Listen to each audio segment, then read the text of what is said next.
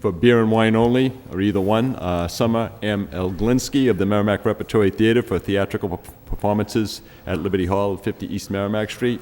This being for 1/2 hour prior to and during the intermission for the following dates when there are performances: March 22nd, March 23rd, the 24th, 25th, 28th, 29th, 30th, and 31st of March. Also for April 1, the 4th, 5th, 6th, 7th, and 8th, the 11th, 12th, 13th, 14th, 2007. There are a total of 18 dates. John Dyson is also here on behalf of the Merrimack Repertory Theater. Lorinda Cerruti for Saturday, March the 31st, 2007, from 6 p.m. to 10 p.m. The event is a silent art auction to benefit the Lowell High School Arts Scholarship Fund, to be held at the Revolving Museum at 22 Shattuck Street. Dolores Torres for Sunday, July the 8th, 2007, from 12 noon to 10 p.m. The event is the Puerto Rican Cultural Festival, to be held on French Street from John to Kirk Streets. Also for all alcoholic beverages, Leo Silva of the Holy Ghost Society for events at the Holy Ghost Park, 65 Village Street. First being a carnival for Holy Ghost Park on Sunday, the April 1st, from 12 noon to 8 p.m.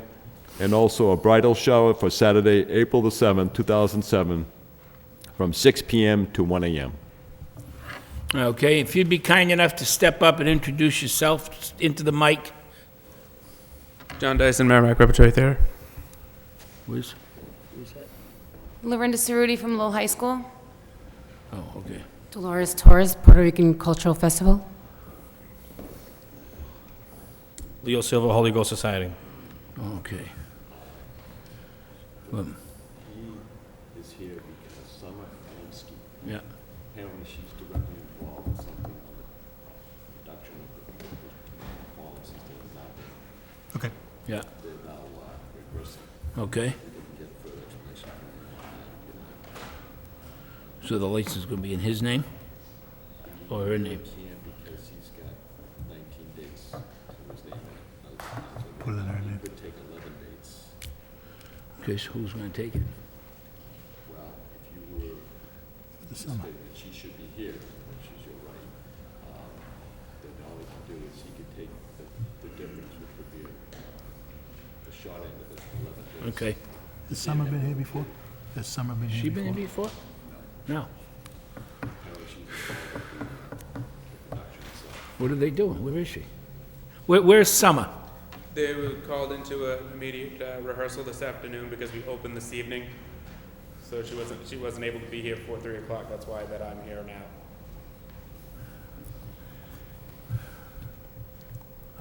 I have a really hard time issuing the license. I'm sorry, but, you know, she's never appeared before us. And the commission, you know, it's important that she be here and that she understand about these licenses. Right. She was here with us the last time when Beth got Would the you say we license. can give him 11 dates? We can give him the, Why don't we give him the why 11? don't we do that? Unless you want to do, next month, well, essentially, the next meeting is April the 12th. So for all intents and purposes, this series of dates would be at its conclusion at the next regular meeting. By the next regular meeting, they'll have already gone out. Okay, we can do that, then go to the 12th, right? Well, right.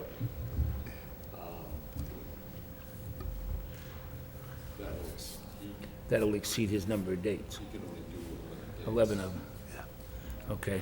He would, there would need to have, would need, still need to have somebody else. When are we going to, and we're not going to meet again until the 12th? That's correct. That's your schedule. If you wish to have it before you. Yeah, that's 16 dates.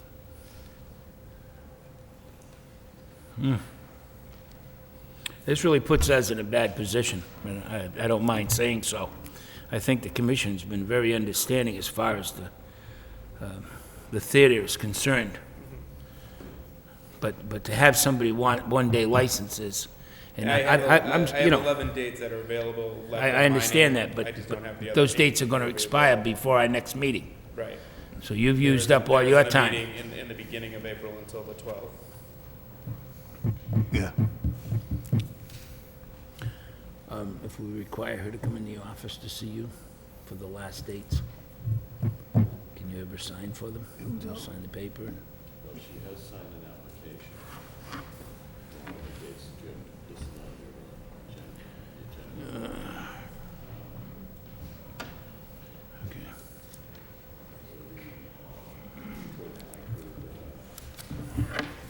For your approval, and the license to have John Dyson's take 11 dates. Yeah.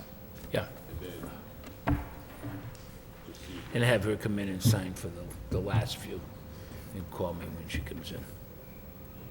Well, what we'll do, you'll have to file an application to reflect Okay, dates 22 through the, 12. To the 11th. the 11th. And then she's gonna... Is there anybody else? she would, Go ahead. would be able to have license until April the 5th. Okay, Okay, After that yeah. would be Right. 6, 7, 8, 9, 11. okay. 6, 7, Okay. 8, 9, yeah. Other dates would have to go. Well, unless we just gave her to the 11th, and she's gotta come back in on the 12th, for the 12, 13, 14. But we can't do that because his license is run out. His license, Yeah, I know, give him to the 5th, and then her 6, 7, 8, and 11th. And then she's gotta come in for that next meeting, for the 12th. that's, Okay, all right, yeah, that's another way of doing it, okay. All right, we're gonna have you amend the license, you're gonna take the first 11 dates. Okay. We're gonna grant her the license for the 6th, 7th, 8th, and the 11th, which will be We're here on 4, the 12th. okay? And have her come here the 12th. All right, you make sure she calls the secretary. This isn't gonna happen again. Do you understand me? I don't care what kind of rehearsal you got. Yes, sir. This is more important than anything. You want to have a liquor license down there, somebody who's valid person is going to appear. You don't want to appear, you're too busy, you got to go grocery, you got to go rehearsal, go rehearsal. There'll be no license. Do you understand? Yes, You sir. make sure everybody down there understands in case they don't see this program. Yes, sir. 'Cause I'm not going to we're not going to sit here and grant licenses and have something go wrong and then later on say, oh, they gave it to me, I didn't even have to show up. Okay, and I will have a serious conversation with her after. Nothing. If you're not interested enough in showing, you don't need a liquor license. That's simple. Yes, sir. Okay? This liquor licenses are a very volatile thing. You are putting your name on this paper. Now I'm talking to all of you. This license belongs to you. It does not belong to the Merrimack Theater or Holy Ghost Park or the Puerto Rican Festival or anything. It belongs to you. There are responsibilities with this license. Somebody gets hurt, guess who they're going to go after?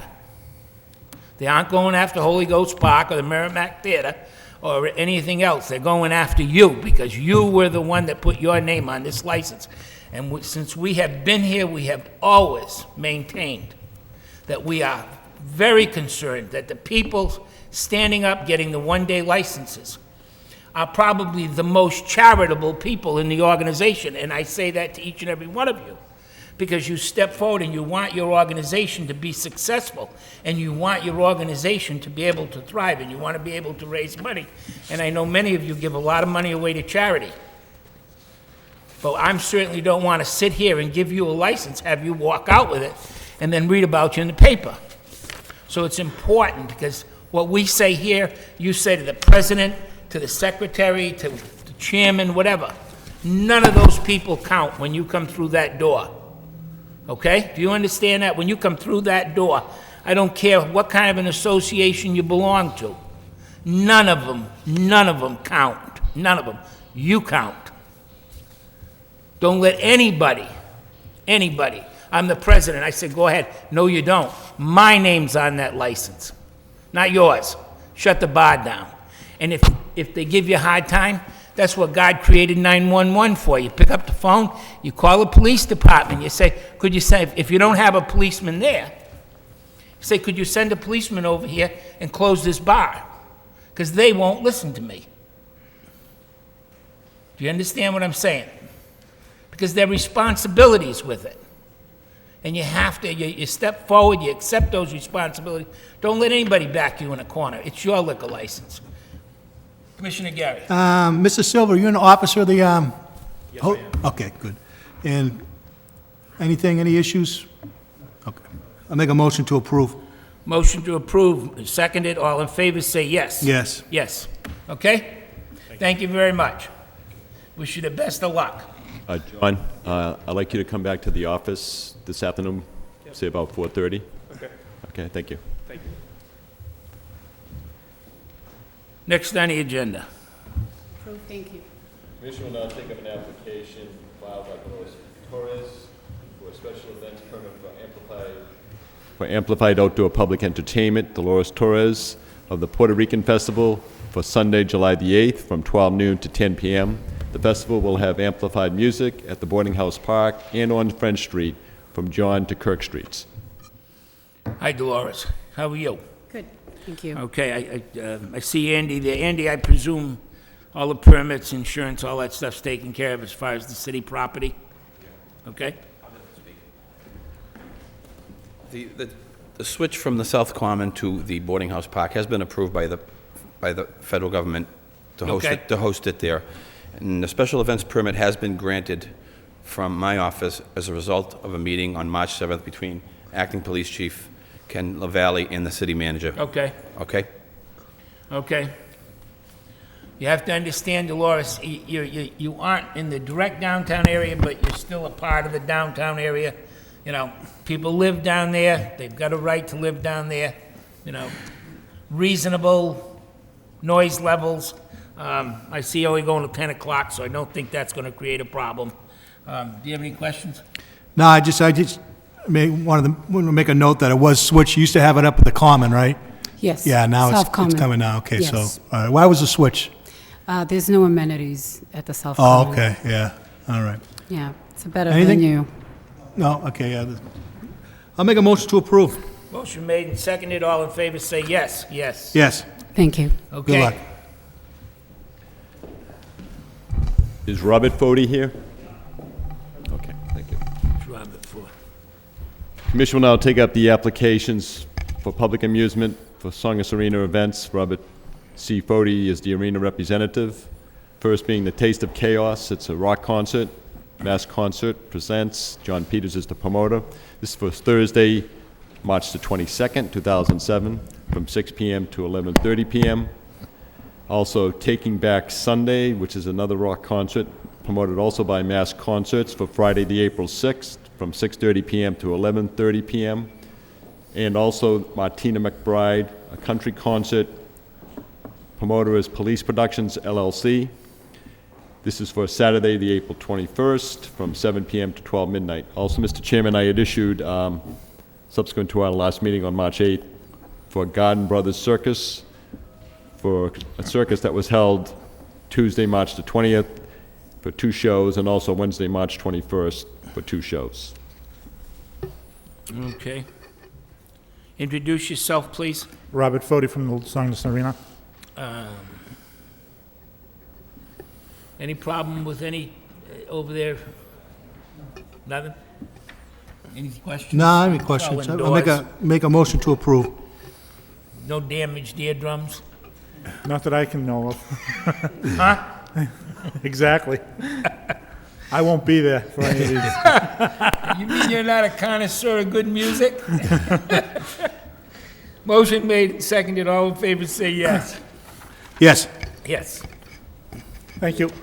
If you'll come back to the office about 4:30, Sure. thank you. Okay.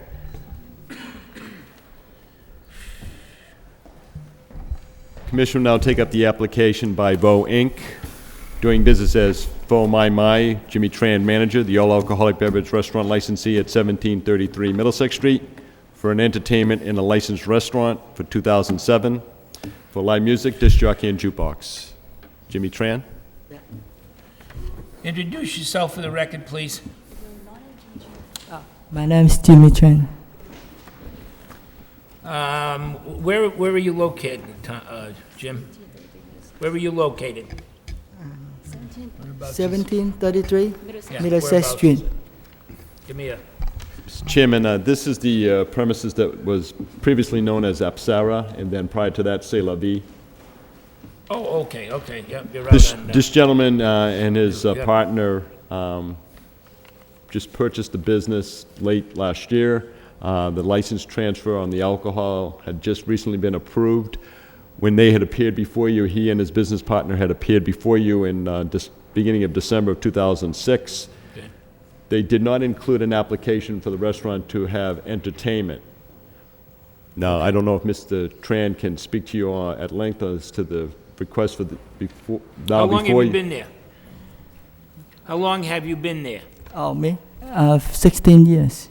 No, at the restaurant, Yes. couple months. 4 months, I think, 4 months. 3 Oh. months, half month. 4 months? Yeah. Okay, have you had to have the police for anything? No, No? Nope. It looks like he's saying you got to get together here. Do you know these people, Captain Demore? No. That's good. That's good. Okay, not since the new owners. Yeah, Okay. they've come in, they got a liquor license about 4 months ago. So you have a beer and wine license, is that correct? No, No. it's a full liquor license, actually. They had acquired the business, purchased the business in December of 2006. It was just by the way it was structured, they had also had the application before you for the transfer of the liquor license. You approved it on December the 7th, 2006. The Alcoholic Beverages Control Commission approved that transfer within about 2-3 weeks ago. While the transfer application was pending, Okay. they, of their own volition, and because the prior licensee vacated the premises, there was no alcohol beverages sold or served for 2 months, while they were anticipating approval from Boston on the transfer. Now that that transfer has been completed, after the fact, they're coming back for an entertainment license. I believe their interest is primarily to cover themselves if in the event somebody wants to have a birthday party. But I spoke with his business partner, Mr. Tran's business partner, and there is always that possibility that at a later date, somebody's going to want to have entertainment on Friday nights. Okay, you're, I know where you're at, you're the old Sailor V, and it's a pretty commercial area. It's not, there's not a lot of, yeah, the thing here now, if you go into this is just, you're adding another level of responsibility. You understand that, once you go and you get into the entertainment business, you've got to maintain control of it, all right? It had an entertainment license before. I don't think that was any of the problems that they had. Commissioner? Yes, The only question is, I know that that establishment has a large deck. yes. Would we require them to keep the entertainment inside? I don't remember it ever being outside. That's my only concern. Certainly, the captain has a valid point. The liquor license does include the outside area, which is the deck, essentially. It's an unknown at this point, and it's, as I just said, the interest of on their part, as I understand it, and you could correct me if I'm mistaken, but I believe that Fen, yes, this gentleman here, this is the gentleman I had spoken with at the counter. Okay. I think he can better explain.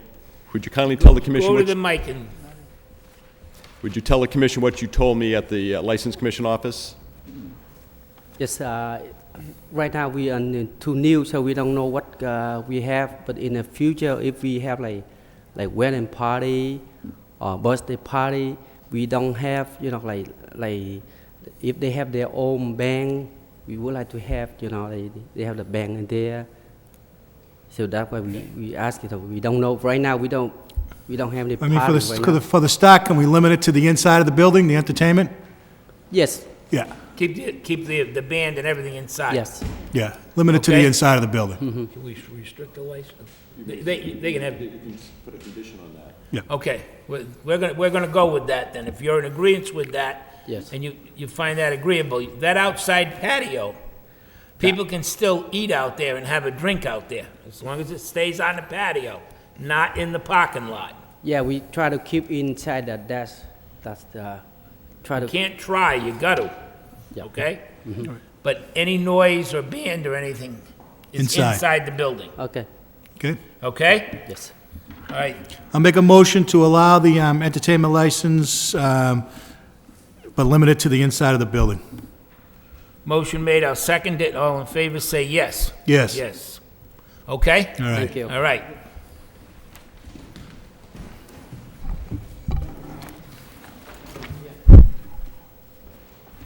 Is Danielle here?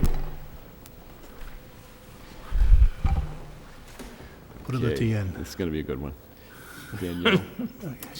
Commission the application by USA Auto Sales, Inc., doing business as USA Auto Sales, Danielle Corigliano, President, used car dealer licensee, Class 2, number 719-B, for premises at 607 Middlesex Street, an open lot, 13,600 square feet, an office trailer, 12 feet by 24 feet. It is requested that Rialdo Farias of Lynn, Mass. be approved as a corporate secretary and director, and this license had been issued March the 13th, Mr. Chairman. Anyone here on behalf of USA Auto Sales? Anyone here on behalf of U.S. Auto Sales? Once, twice? Next on the agenda. Well, Mr. Chairman, I just want to underscore one thing on this particular application. As we had our last meeting on the We'll March hold the it till 8th. the end. Okay, fair enough. I read it. Okay? All right. Commission will now take up the matter of an application filed by Elaine Lacrosse for a sidewalk stand permit, doing business as Antiquities and More at 187 Central Street. She requested table on the sidewalk in front of the business at 187 Central Street for Thursday, Friday, Saturday, Sundays, starting in April 2007 to September of 2007. Mr. Chairman, this sidewalk stand permit request requires that a licensee have a certificate of insurance with the City of Lowell being co-insured, a liability policy of $500,000, and also it should be understood that the Lowell Police may require the table removal from the sidewalk as necessary for any reason at any time. Introduce yourself, please. Hello, I'm Elaine Lacrosse. I own Antiquities and More on 187 Central Street. Okay? Have you had a table out before? Yes, as a matter of fact, I was licensed last year. Okay. I've got And the do you have license an right here. insurance policy? Yes, I do. Okay, and do you have a copy of it? Not yet. Nothing's been filed, other than she has the application. Okay. Oh, he has it on file from last year. Do you want a new one? Oh, yeah. Okay, Current I'll get a one, new say one it, for you. please. That's no problem. Name Yeah. in the city, okay. Any problems? Have you had any problems? No. Has the police department had any problems? Oh, it's a happy place. Where's that? Where's 187 located? 187 is in between Robinson's Restaurant and Sangria's. Okay. Oh, okay, Directly, yeah, yeah. directly at the end of Yeah, Hurd Street. all right, okay. Okay, Motion to approve. I'll second it. All in Okay, thank favor, you. say yes. Yes, get the insurance. Bring your Okay, insurance yeah. in and your, Definitely will. okay?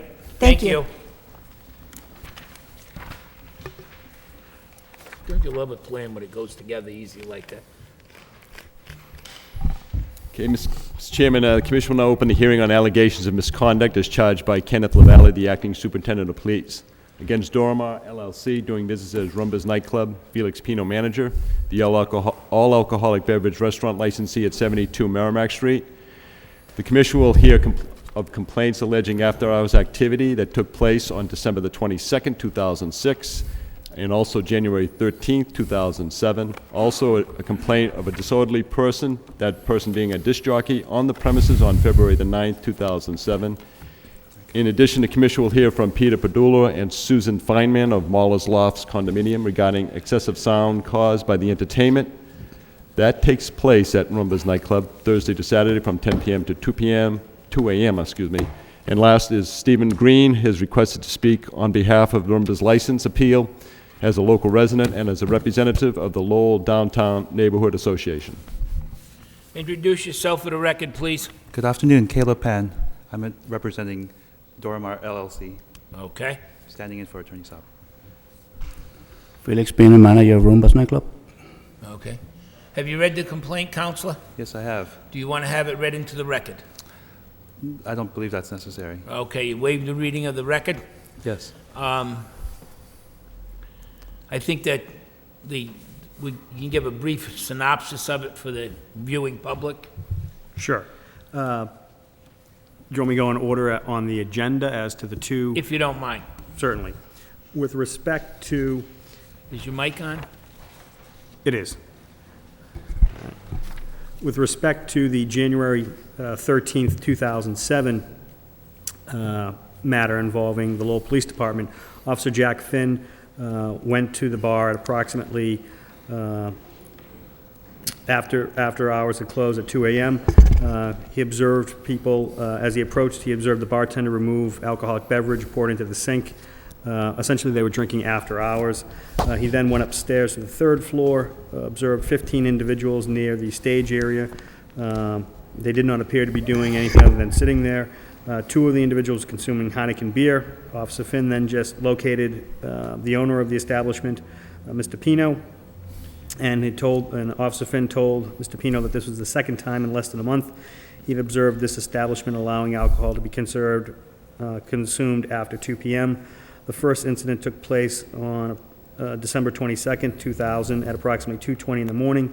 And again, at that point, he had issued Mr. Pino a verbal warning.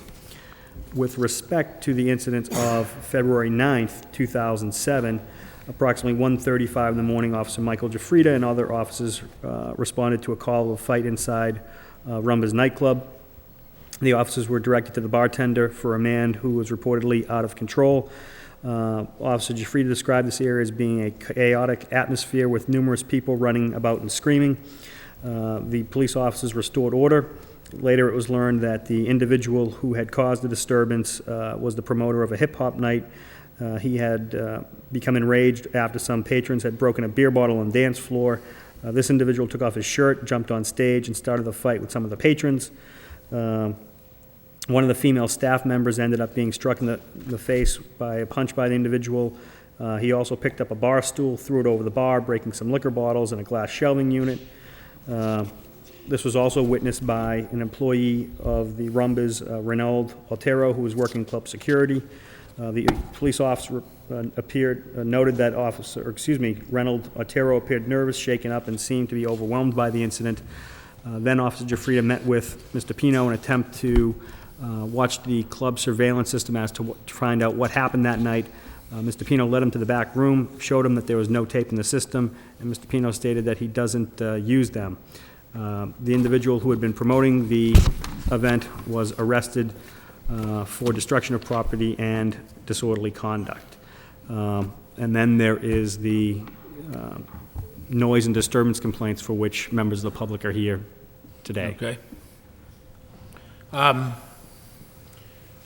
We have a couple of people that would like to speak on this, so I think that no? Okay. A couple of people registered to speak. Peter Perdula. Is Peter here? Wait, are you going to, can I ask the order? Is it going to be, am I going to present my case first, and then are you going to hear? You want to have, if you want to do that, I thought if we have them do that, maybe you can answer all of the, whichever way you'd like to do it, Counsel. You want to present your case? Go ahead. Yes, please. Certainly. Well, I did want to start off with saying I watched the tape of the February 22nd hearing, and I saw that the commission did take about 10 minutes to discuss the case before revoking it and had the complaint read into the record. And well, that was Attorney Saab was initiating that conversation. It was Attorney Saab bringing that up. None of this commission asked a question about that incident. Attorney Saab brought that all up. So let's get the record clear on that. Oh, I mean, that wasn't a public hearing concerning these complaints. That was Attorney Saab's initiative talking about that, and it was not a public hearing on these complaints. Oh, on the Today's the public hearing. Okay.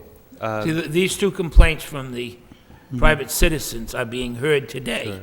Sure. Though Attorney Saab tried to get him heard 2 weeks ago. Right. I just wanted to acknowledge that the commission had no idea that he had tried to call. So on behalf of Mr. Saab and my client, I want to apologize and want to let you know that we do respect the process. We aren't trying to cause offense to the commission. I know looking at the big picture, it looks like there's a lot of incidents and that the logical conclusion is that the license should be revoked. I'd like to, I think that sometimes if you look closely at each incident, there's 4 grounds for that was stated in the February 23rd letter of revocation.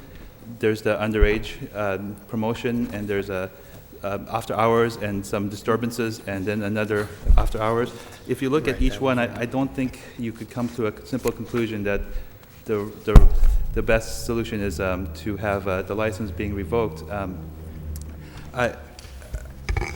If I could address each one. Sure. For the underage promotion, the commission did issue a stern warning to Mr. Pino. He got the message. That's never been a promotion like that again afterwards. I believe the issue is resolved. For the second ground, the allegations of 60 people on the premises after hours on July 13th, the commission did take punitive action, roll back the hours for 6 months, and in fact, the club was closed for about 4 months after appeal.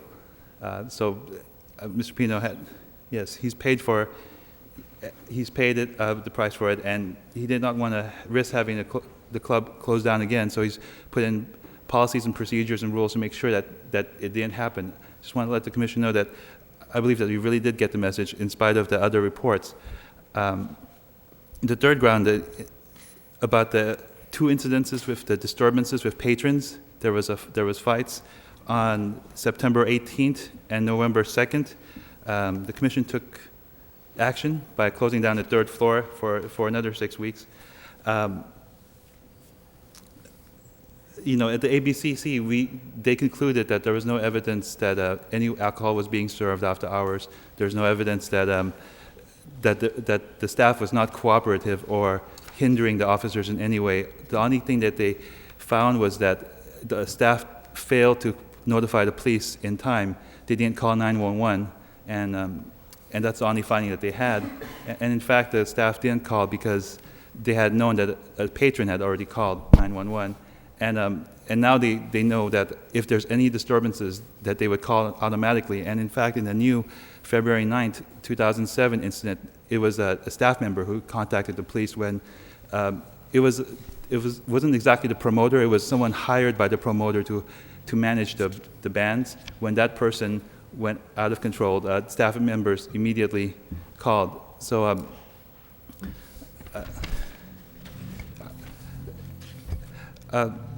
About the fourth ground, which is the December 22nd and January 13th after hours activity, I wonder if Officer Finn is going to be present or not.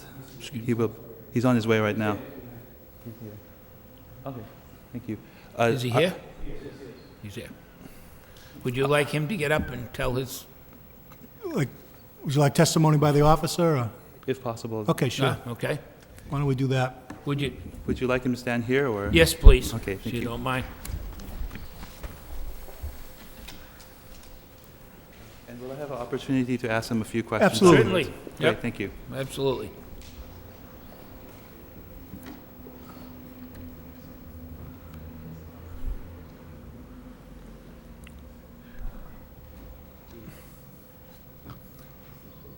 Just in your own words, officer, if you'd be kind enough. Okay, to tell us. I believe it was the 13th of, which one was this now? January 13th? On January 13th, I was walking my route downtown, and I could hear noise coming from the club when I got in front of 76 Central, Merrimack Street. I looked in, I could see somebody sitting at the bar on the first floor. I banged on the window. They told me, we're closed, we're closed. I said, open the door. It was about 20 past 2. They opened it. Somebody finally came and opened the door. I went in. There was a guy sitting at the bar with a drink. As I approached him, the bartender took the drink and threw it into the sink. I told him the bar was closed. There shouldn't, it was after 2. There shouldn't be anybody in the bar. He said, well, there's nobody here. Everything's all set. So I said, is there anybody upstairs? He said, just the band. I went upstairs, and there were about, I believe it was 20 to 30 people sitting around. 2 or 3 of them had Heinekens in their hands. I asked for the manager. He was in the office behind the bar. He came out. I told him, listen, I was here approximately a month ago, and I told you about this, and I didn't write a report on it, but I said I'd give you a break, because you had just gotten your license back. And on that occasion, there were approximately about 15, 20 people in there, I believe, and they were also in there drinking. I told him this time I was going to have to write a report. I asked for his name, his address, and I wrote the report about the people being in there after hours drinking. He said they were there to remove all the band equipment. Nobody was doing anything. Everybody was just sitting around. There were maybe 3 or 4 people up on the stage. There wasn't that much equipment to remove. And I wrote my report, and that's the way it went. Okay. Counselor? Okay. Oh, beautiful. Thanks.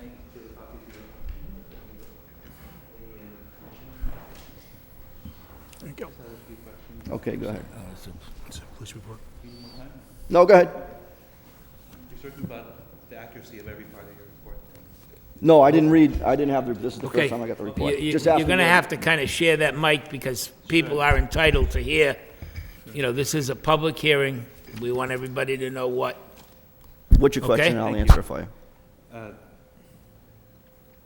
Pretty much, let's see. Was it 2:16 a.m. that you first saw the? Okay, yeah, it's 2:16, that's what I wrote in my report. Yeah. What time did you knock on the door to be let in? At 2:16, when I saw the people. Okay. Did you call dispatch before that, or? No, Okay. Was the door locked? yes, Okay. Are you certain about the time that you? yes, saw I it? looked at my cell phone, As certain as the rest of the report? Okay. yes. Okay. How long did you stay in the club? Could you speak up just a little bit? I'm How having a long hard. did you stay in the club? Thank you. When I was downstairs, I did what I had to do downstairs, and I went upstairs, I was probably in there about 10 minutes. 10 minutes? Yep. Okay. Do you know what time you left the club? Yeah, probably 2:26, 2:30. Okay. When did you call in the report? Probably later on, I don't know what time I get the So you, number. I mean, afterwards, after you left the report, after you left the club, you called in? I assume so, I'm not exactly sure. Okay. Can I have you look at the box R10, R11 to R18 on the top? Mm-hmm. This is the time of the dispatch. Well, the dispatch didn't dispatch me to the call. I mean, that's the time that you called in the Okay. violation. Okay, And it says 2:08. okay. Is it more likely that it was around 2:40, 2:45 that you came in, and that you looked around, give Mr. Pino a warning, and then you left just around after 2 o'clock, and then you were out the door, you phoned in your violation around 2:08? No. No, it says in my report that it was at 2:16.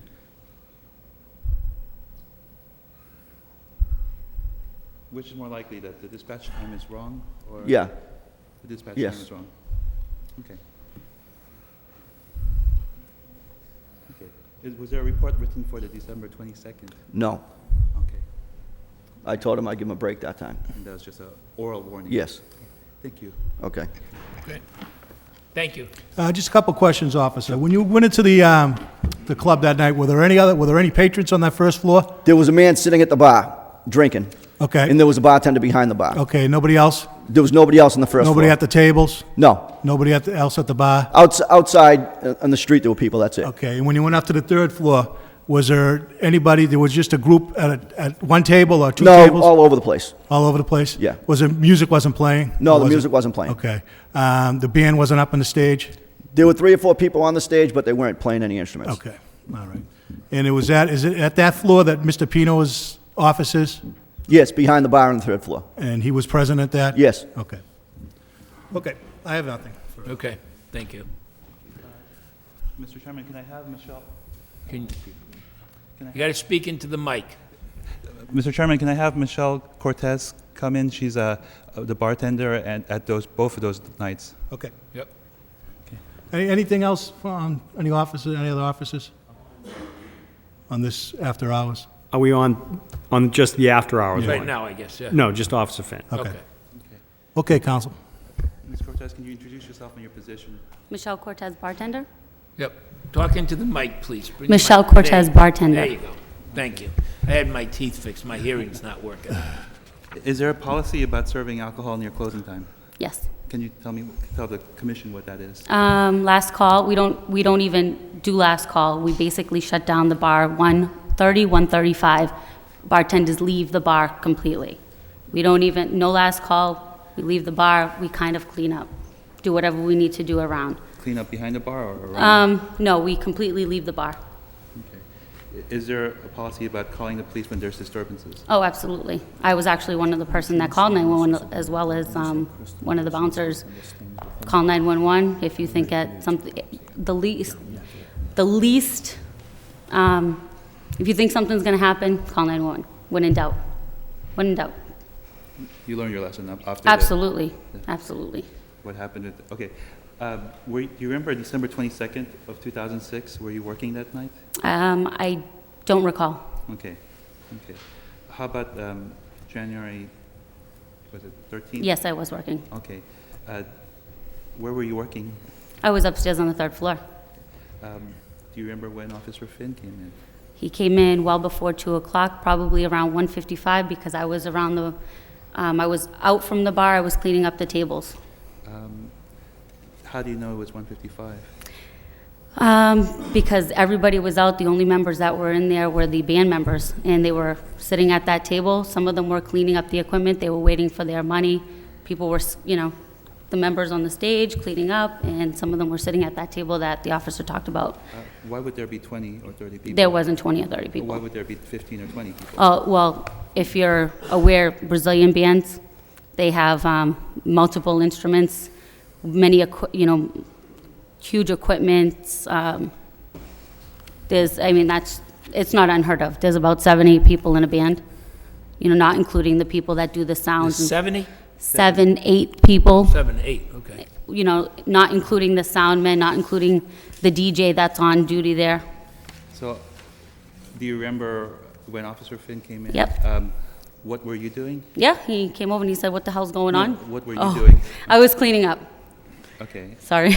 Were there drinks on the table?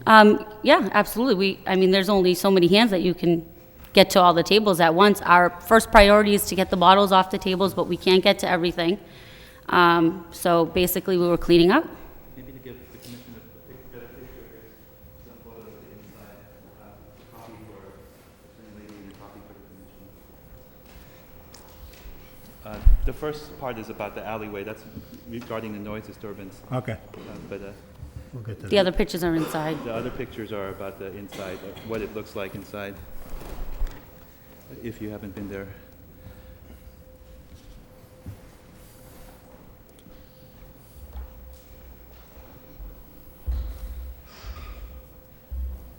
It's a pretty big place. There's a stage area. There's labels in the back, I'm sorry, because I don't expect you to know what things are, but there's labels on the back saying what This is the third. it is. Go ahead, we're listening. Okay, thank you. Were there people sitting around? The band members were, yes. Why were they not cleaning up instead of sitting around? Well, the band members aren't required to clean up the establishment, only the employees. No, I mean, their equipment, I mean. Oh, they were upstairs and downstairs waiting for the money from Felix. He was in the back, I think, preparing their stuff. And it was, previous to 2, so I know. Okay. Any patrons? No. Do you know who was downstairs? Who was the bartender downstairs? I know the gentleman, I don't know his name. But you don't know what happened downstairs? Right? No, Michael came up and, how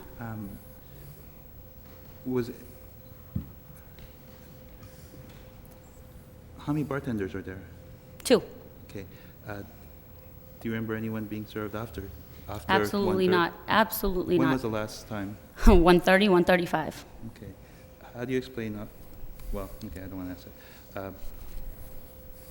Did you see people drinking Heineken? No.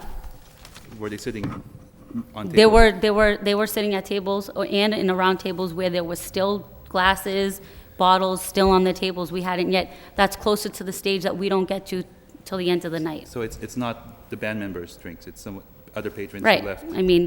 It could have been anybody's. Okay. But does the commission or Attorney Leahy have any questions for Ms. Cortez?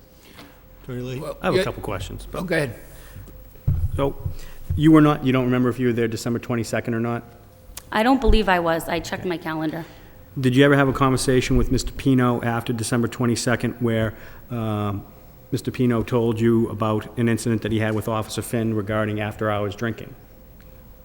When the club was closed, all of the employees were sat down and were told strict rules, like, listen, this is how it is. Absolutely, everybody out, try to get them out 1:45. No alcohol to be served 1:30, 1:35. These are strict, this is extra money for me, too. Okay. So, So Mr. Pino sat you down and said these were very strict rules that you had to abide? absolutely. Okay. Absolutely. Going back to my question, after, say December, did you work the December 23rd? What day was that? Saturday? I work Saturdays, so yes. At any point after December 22nd, did you have a conversation with Mr. Pino where he told you that Officer Finn had come by and spoken to him about after-hours drinking? Did you ever have any conversation like that? With My Mr. cousin did, who's the bouncer, What's his name? Michael Rodriguez. Was he bouncing that night? He was bouncing the night that the officer came in. On the And he made 22nd? me aware of the next day, correct. Okay. So there was a conversation that you became made aware of after December 22nd, 2006, where Mr. Pino informed you of his conversations with Officer Finn No, regarding Mr. Pino didn't. Michael did. Okay. But he told you about after-hours He told me drinking? that it was pretty much a joke because the officer came in prior to closing hours and had said, blah, blah, blah, whatever the scenario was. I don't want to get into it because I wasn't there. But he said it was well before closing hours. The officer came in and was talking about shutting down the music. And the officer left willingly, I believe. That's what, again, that's hearsay. Right. Mr. Pino didn't tell me anything. But your cousin told you it was a joke? Pretty much, like, That a police officer came in and expressed some concerns? it was prior to closing hours, and he said, you need to get everybody out of here. And basically, yeah, we know that. That's not anything we don't know. Do you have any video surveillance at the bar? I don't know, How long have you worked at the bar? since it's opened. And you don't know whether or not there's video surveillance? Nope. Have you ever asked? I know that there are cameras. So how is it that you know that there are strict policies regarding cutting off serving, but you don't know whether or not there's video surveillance? I know that there is video surveillance. When it's on and when it's off, I don't know. That's not, I mean, what if you want to catch employees stealing? Is that something that your employer is going to tell you? No.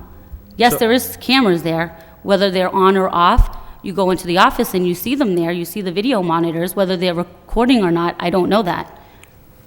Okay. In respect to February 13th, Yep. were, You mean January 13th? excuse me, yes, January 13th, thank you. That, was your cousin working there? Yes, that he night? was. Did he go upstairs with Officer Finn? He was right behind him, I believe. Just to interrupt, I'm sorry, I'm going to ask the cousin, Michael Rodriguez, to come just briefly too, so if you have any Okay. questions for him. Thank you. And you didn't see, was any of the people, so at upstairs, that was before closing, Mm-hmm. Yes. but the bar had been emptied at this point, even though the bar wasn't closed? No, the bar was closed and empty. It was like 1:45. We get everybody out of there. You lock the doors? Michael's down, the reason why Michael was downstairs was to lock the doors. So I know when Michael's not upstairs, the doors are locked. So none of the people that were in the club on the third floor were drinking? That's your Absolutely testimony? not. Nope. Were there bottles around them? Like I said, yes. There were And- still things on the tables. You're doing cleanup, right? Pretty much, yeah. Are you the only one doing cleanup? Myself and the other bartender, yes. Okay. So, fair to say that your duties are being focused on cleaning up on the third floor, correct? Correct. So you don't know whether or not you can't tell whether or not they're drinking the entire time that you're there because your attention's drawn to other areas, correct? Well, when there are cups within the cups and the bottles are empty, one can assume that they're not drinking. Because after Officer Finn came up and we ran over to that table, that was the case. There were cups in the cups and the bottles were empty. He pointed out that table? Yes. But you'd agree that you can't watch, if you're cleaning up a bar, you can't watch what everyone's doing in that bar, correct? However, Yes that or no, ma'am? designated table, when we went over there to clean up right away when the officer was there, I can tell you that nobody was drinking. But yes, I have my eye on it at all times. So Yes. you cleaned the bar and watched that table at the exact time during the entire time you cleaned This the bar? is what I do. Ma'am, can you just answer my question? What was the question again? So you're telling Yes. this commission that you were able to clean up the bar and watch this table at the same time? Yes. Were you here 2 weeks ago when Mr. Pino, through counsel, stated that there was a cultural issue and that's why he would serve after 2 o'clock and that he wasn't necessarily a stickler for rules? Were you here when Mr. Pino made that I representation? think that's irrelevant, but I was here.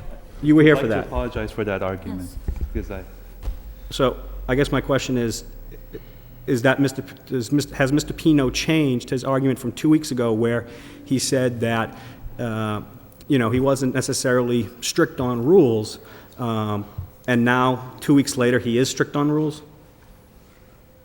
Is that what I'm hearing? Excuse me? 2 weeks ago, I think he was referring to the previous incidents, not after, I don't think he was referring to anything since the club reopened, okay? okay, that's all I have. Okay, you need to straighten something out for me, okay? You're trying to convince me that these people were sitting at the table. Let's talk for a second. Michael was downstairs at the door, you said. Is that correct? Correct. Okay. How come it was before 2 o'clock and the door was locked? Because we get everybody out prior to 2 o'clock. Then how did the police officers see somebody in there drinking beer? He Were said- you the bartender there? I wasn't downstairs, I was on the third You floor. were upstairs. Who was the bartender downstairs? I don't know. Do you know? Tommy. Is that Tommy? No, he's that's not Michael here. Rodriguez. He didn't come. The guy that was the bartender downstairs, isn't here. No. I didn't know about him. I didn't know about him. I would have gotten him to come if I knew. Now, were you, the two bartenders working upstairs? It was myself and my fiance. Okay, so there's two working upstairs and one working downstairs? No, it was both him and I upstairs and this Tommy downstairs. Yeah, okay. But Do you, Michael do you Rodriguez- punch, do you punch out at work? Is there a punch card? Yes, And do you punch out after you clean up? yep. Do you have those punch cards present today? Didn't think I needed them.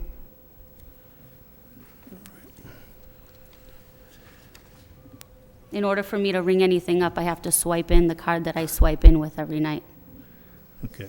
or it doesn't allow you to ring anything in. And how long you been working there since the club opened? Yes, I have a full-time job. This is my part-time job helping out, yes. And that night, was it a busy night, the January 13th night? Usually Brazilian nights with the bands are fairly busy. night? Mhm. Is there a contract with the band that you have? Various bands. It's a promoter who For that night? contract, excuse me? For that night, did you contract with that The specific promoter band? contracts the bands for each night, But yes. there's a signed contract? No, she would contract with the band, so the promoter for the club Yeah. would contract with the bands because she's On the behalf of the promoter. club? Right. So they sign a contract. I don't know the specifics. And what time did the band stop playing that evening? Oh, 1:35, I would take a guess. So you close down the bar when the band stops playing? No, they continue to play, well, the bar shuts down previous to the band closing. So maybe last song, 1:40, 1:45. So your bar closed about 1:30 that night? Yeah. I don't have anything for And at 1:30, you locked the door. I can't answer that question because I don't lock the door. But Michael goes Well, I downstairs. mean, the only thing I find I think the door's strange, locked here's a at, policeman walking down the street on duty, checking the downtown area. I think as most policemen do, they probably, in the downtown area, look in the store windows. So he looks in and he sees somebody drinking, okay? It's not closing time, but the door's locked. Can you? He has to knock on the door to get somebody to unlock the door, to let him in. you might want to ask Michael when he closes the door. You know, I mean, that, Mr. Chairman, respectfully, if you look at Officer Finn's report, what drew his attention was a large number of people outside in the parking lot, and he saw some people inside. He didn't say that he saw people drinking until he came inside, and then he saw what he saw. But it was at 2:16, he saw people outside, and that's what attracted his attention, I would assume, from just reading it. And he said that he's sure it's 2:16 that he saw it. I understand that, but he also says in the report Yes. that when he just testified here, he looked inside and he saw somebody at the bar drinking. The Okay. door was locked. And you're sitting there trying to convince me that it wasn't closing time, but you had the doors locked. There's somebody my understanding is that there's somebody who stands at the door to let patrons out. Someone, I think. patrons But are- there was nobody at the door, because if I had his testimony correct. downstairs? He said he was banging at the door to get somebody, and the guy from the bar came out and unlocked the door. Actually- Did I read that wrong? I think I'm done with Ms. Cortez. If you're, Okay. But this Were you the bouncer? Yes, I am. Michael Were you Rodriguez. upstairs or downstairs? At the time that Officer Finnegan came in on the 13th, I was downstairs at the time he knocked at Did the you door. unlock the door and let him in? The door that he was originally knocking on is a deadbolt from the inside. I asked the bar back of the first floor to open the door for him, but the key was not in that deadbolt at that time because the bartender had it in his pocket. So I asked him to ask the officer to go to the side door, the middle door, the main entrance to the nightclub of the third floor, where that door you can easily just push open. It's a push handle from the inside. And that's what he did. He came in. At the time when he was knocking on the first floor door, I was actually shutting off the lights for the first floor at approximately 1:55. For the first floor, when he was knocking on the door. I asked the bar back to open the door for him, but he was yelling back to me that the key was not in the door at the time. So I then said, tell him to go to the main door, which, what I call the side door. I call it the side door, but it's our main club entrance door. He did that. At that time, while he was going over there, I was actually done shutting off the lights, went and met with Officer Finnegan. Finn, sorry, Officer Finn. And he did come into the first floor, asked me what was going on. I did explain to him that the first floor just started. It was pretty much their opening weekend, and they didn't know the rules at that time. Are you talking about December 22nd? Or The January 3rd. December There was 22nd, we nobody weren't using drinking. the first floor other than the restaurant, which we He's closed mistaken. at. There was nobody there drinking. No, there was the bartender, the bar back. It was employees at the end of the night before 2 o'clock. There's no patrons at this time. The patrons were outside, still making a ruckus out there. I'm not going to deny that. You know, they were just waiting for. Actually, they were waiting for one of the employees of the first floor to come out to give them a ride. And he asked me what was going on the third floor. When I escorted him up to the third floor, I did announce to him that the bartenders, well, the employees of the club, as well as the band members were still there. And he asked me who were they, and I pointed them out, and it was everybody that was sitting at one particular table, besides the people that were on the stage breaking down equipment. He claims that there was nobody breaking down equipment, but the sound technicians were breaking down equipment. He did say So a just few let me people. get this, so there are other employees up there at the club before 2 o'clock. What other employees were there besides the bartender and the? To be honest with you, bartenders, promoters, they're subcontractors. Yeah. What about any bouncers? There was one bouncer, Ray. How many bouncers worked that night? That night, there was 3 bouncers on that night. Okay, so one was up, could have having a drink before 2 o'clock, and some other employees are having a drink before 2 o'clock. No, we're permitted. I thought you We're not testified to permitted that. to have drinks until everybody is out, and if everybody is not out before 2 o'clock or by 2 o'clock, then That we're night not you said allowed that to have a drink. There were employees drinking that night before 2 o'clock. No, because we still had the band members in there. That's what you just said. You said that. You just said that. You said No, I said we're not permitted. We're not permitted to before that, drink you said- Before if that, there's you said still they were. That patrons. there were people drinking in there, there was employees. All right. Do you punch out too as well? We have a swipe. Well, I don't actually use a swipe card. It's just all digital. It's all computerized. So the 2 bouncers are upstairs. 2 more Actually, bouncers? yeah, the 2 other bouncers. At the time, I was upstairs as well because Did the I police was the ask one you if there was downstairs. anybody else in the building? Officer Finn? Yeah. Asked me if there was anybody else in the building. Yes, I told him that the band members and the employees of the nightclub were there. So was it busy that night? The Brazilian night was usually pretty busy. It's usually a good night for us. I mean, describe busy. If you're asking if there's more than 150 people, I would say maybe sometimes, but it's Okay. not. We average about 110, 115. So you get them all cleared out, and they're out in the street now. See, we're actually been told by many officers to get everybody off our premises by 1:40. We've been shutting down the club since the prior incidences. So didn't the 2006. officer come in a couple of weeks prior to that and talk to you about that? He talked to me personally on the December 22nd Did you date. relate to your cousin and you thought it was a joke? Not so much a joke. That's what she said. I was asking to myself, or saying to myself while I was sitting behind her that I can't believe she said it like Bad that. choice of words? Excuse- Maybe a bad choice of words? Is that what you're thinking?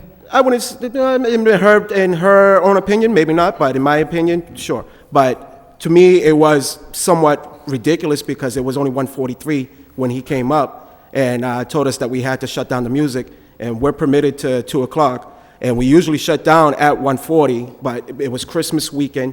The 20 to 30 patrons that were there that night asked for one last song, and I gave them an early Christmas gift. With one more So now song. And there's patrons in the building now, you're telling me? that- at 1:43. On the 22nd, there On the were. 22nd? Yes. On the 1:43. Let's get back to the 13th, okay? All bouncers are upstairs, right? At the Before time that police. Officer Finn came up, Yeah, at the time yes. the officer, all the bouncers are upstairs. 110 people? Nobody upstairs. No, 110 people are out the door, though, Yes. are out the door. In front of the building? No, see, that's why I went downstairs to open the door for the DJ who was actually bringing his equipment down. The door was already locked before 1:45. Yeah. I locked the door because, just as the commissioner says, when the other places close earlier than us, they want to come to us for their last drink. I locked the doors by 1:40 so they don't actually come in. And then you went upstairs. After you locked the doors? you I did go testimony- upstairs to escort people out, to get everybody out of the establishment, and I would receive the phone call from the DJ to go downstairs and open the door for him because he was locked out. And I then looked inside the first floor, noticed that all their lights were still on, and they didn't know the policies and procedures at that time. So I actually went in there and said, listen, you have to shut down the lights, and everything has to be cleaned out and cleared up by this time. Right now, you're actually running a little bit late to our standards, the way we run it on the third floor. So as I was shutting off the lights, Officer Finn was knocking What time was that? Do you at remember? 1:55. How do you know that? Because I just looked at my time to see what time, why they were still running downstairs, why the lights were still on, and the music.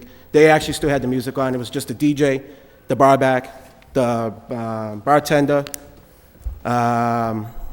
Actually, there was 2 bartenders on that night at the first floor, as well as the bartender's husband.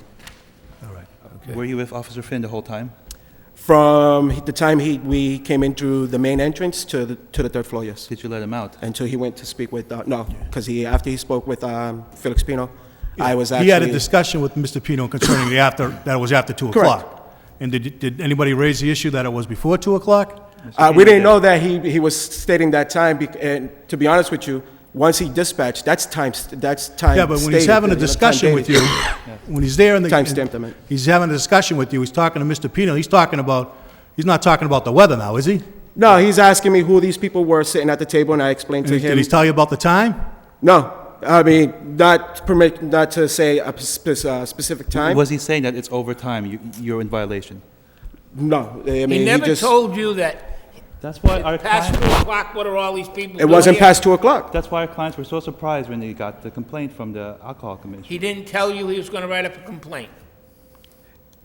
Yes, that second time, because he did state to me, did this is state. the second time that I have to come in and tell you. Did you say in a nice way to him, gee, it's not 2 o'clock? I didn't think of it at that moment in time. To be honest with you, I wasn't even thinking about the 2 o'clock. I was thinking about the 1:45, because we've been told by many officers that we have to have the whole club closed at 1:45. And this Okay, has been an argument of ours. Okay, I'll go along with that. It's 1:45, and the policeman comes in, and he says, anybody else in the building? No, there's people upstairs. So then upstairs we go, and I don't care if it's 121 or 201. That makes no difference to me, okay? It makes no difference at all. The rule says 2 o'clock, okay? So he comes in, he looks around, there's people drinking, the band's here, people are doing whatever they do on the stage and whatnot, and so he asks for the owner. Now, everybody else is just gonna stand around, and nobody's wondering why this is happening. And he goes to write you up, and you say, you were thinking of 1:45, and you just said you knew that it wasn't because you had looked at your watch. Isn't It was that what you said? 1:55. It was 1:55. But I know we don't have to have kinda the like club closed slicing it by real close, 1:45 okay? as well. So at 1:45, you say, I know that we're supposed to be out of here by 1:45, and the policeman says, I gave you a warning, I'm going to write you up on this one. And nobody thinks to say, it's not even 2 o'clock. Mr. Pino did, Mr. Chairman, because the bulk of the conversation was with Mr. Pino. The reason why I actually didn't do anything in regards to that, because I know for a fact that we don't have to have everybody out, employees and everybody, and not stating patrons, employees and subcontractors out by 1:45. We're permitted to 2 o'clock and 1 hour of cleanup time after, from 2 to 3 in the morning. Maybe So I could for have, me, it wasn't after hours. Just have Mr. Pino say the Sure, substance we'll of have the some conversation. testimony from Mr. Pino. Sure. A couple of questions for, Hold up. Excuse me? I have a Just couple questions for Yeah, a couple of Michael. questions, Counsel. Sure. Now, earlier you said that a lot of the police officers regarding this December 22nd incident, you said a lot of the officers come up and tell you that you need to be shut at 1:40. They come in at 1:40 and say you need to shut down. Can you repeat the first part, repeat the whole question? I didn't hear the. Pull the mic over, Counselor. Sure. With respect to the December 22nd incident, did you testify, or did you say that a lot of the Lowell police officers come up to you around 1:40, say you need to shut everything down? Yes. It's kind of like a harassment, to be honest with you. Okay. But they all seem, putting the harassment part, but You they don't all need tell you that, right? opinions. They all, prior to that, they all tell you, come in, 1:40, you need to shut down, right?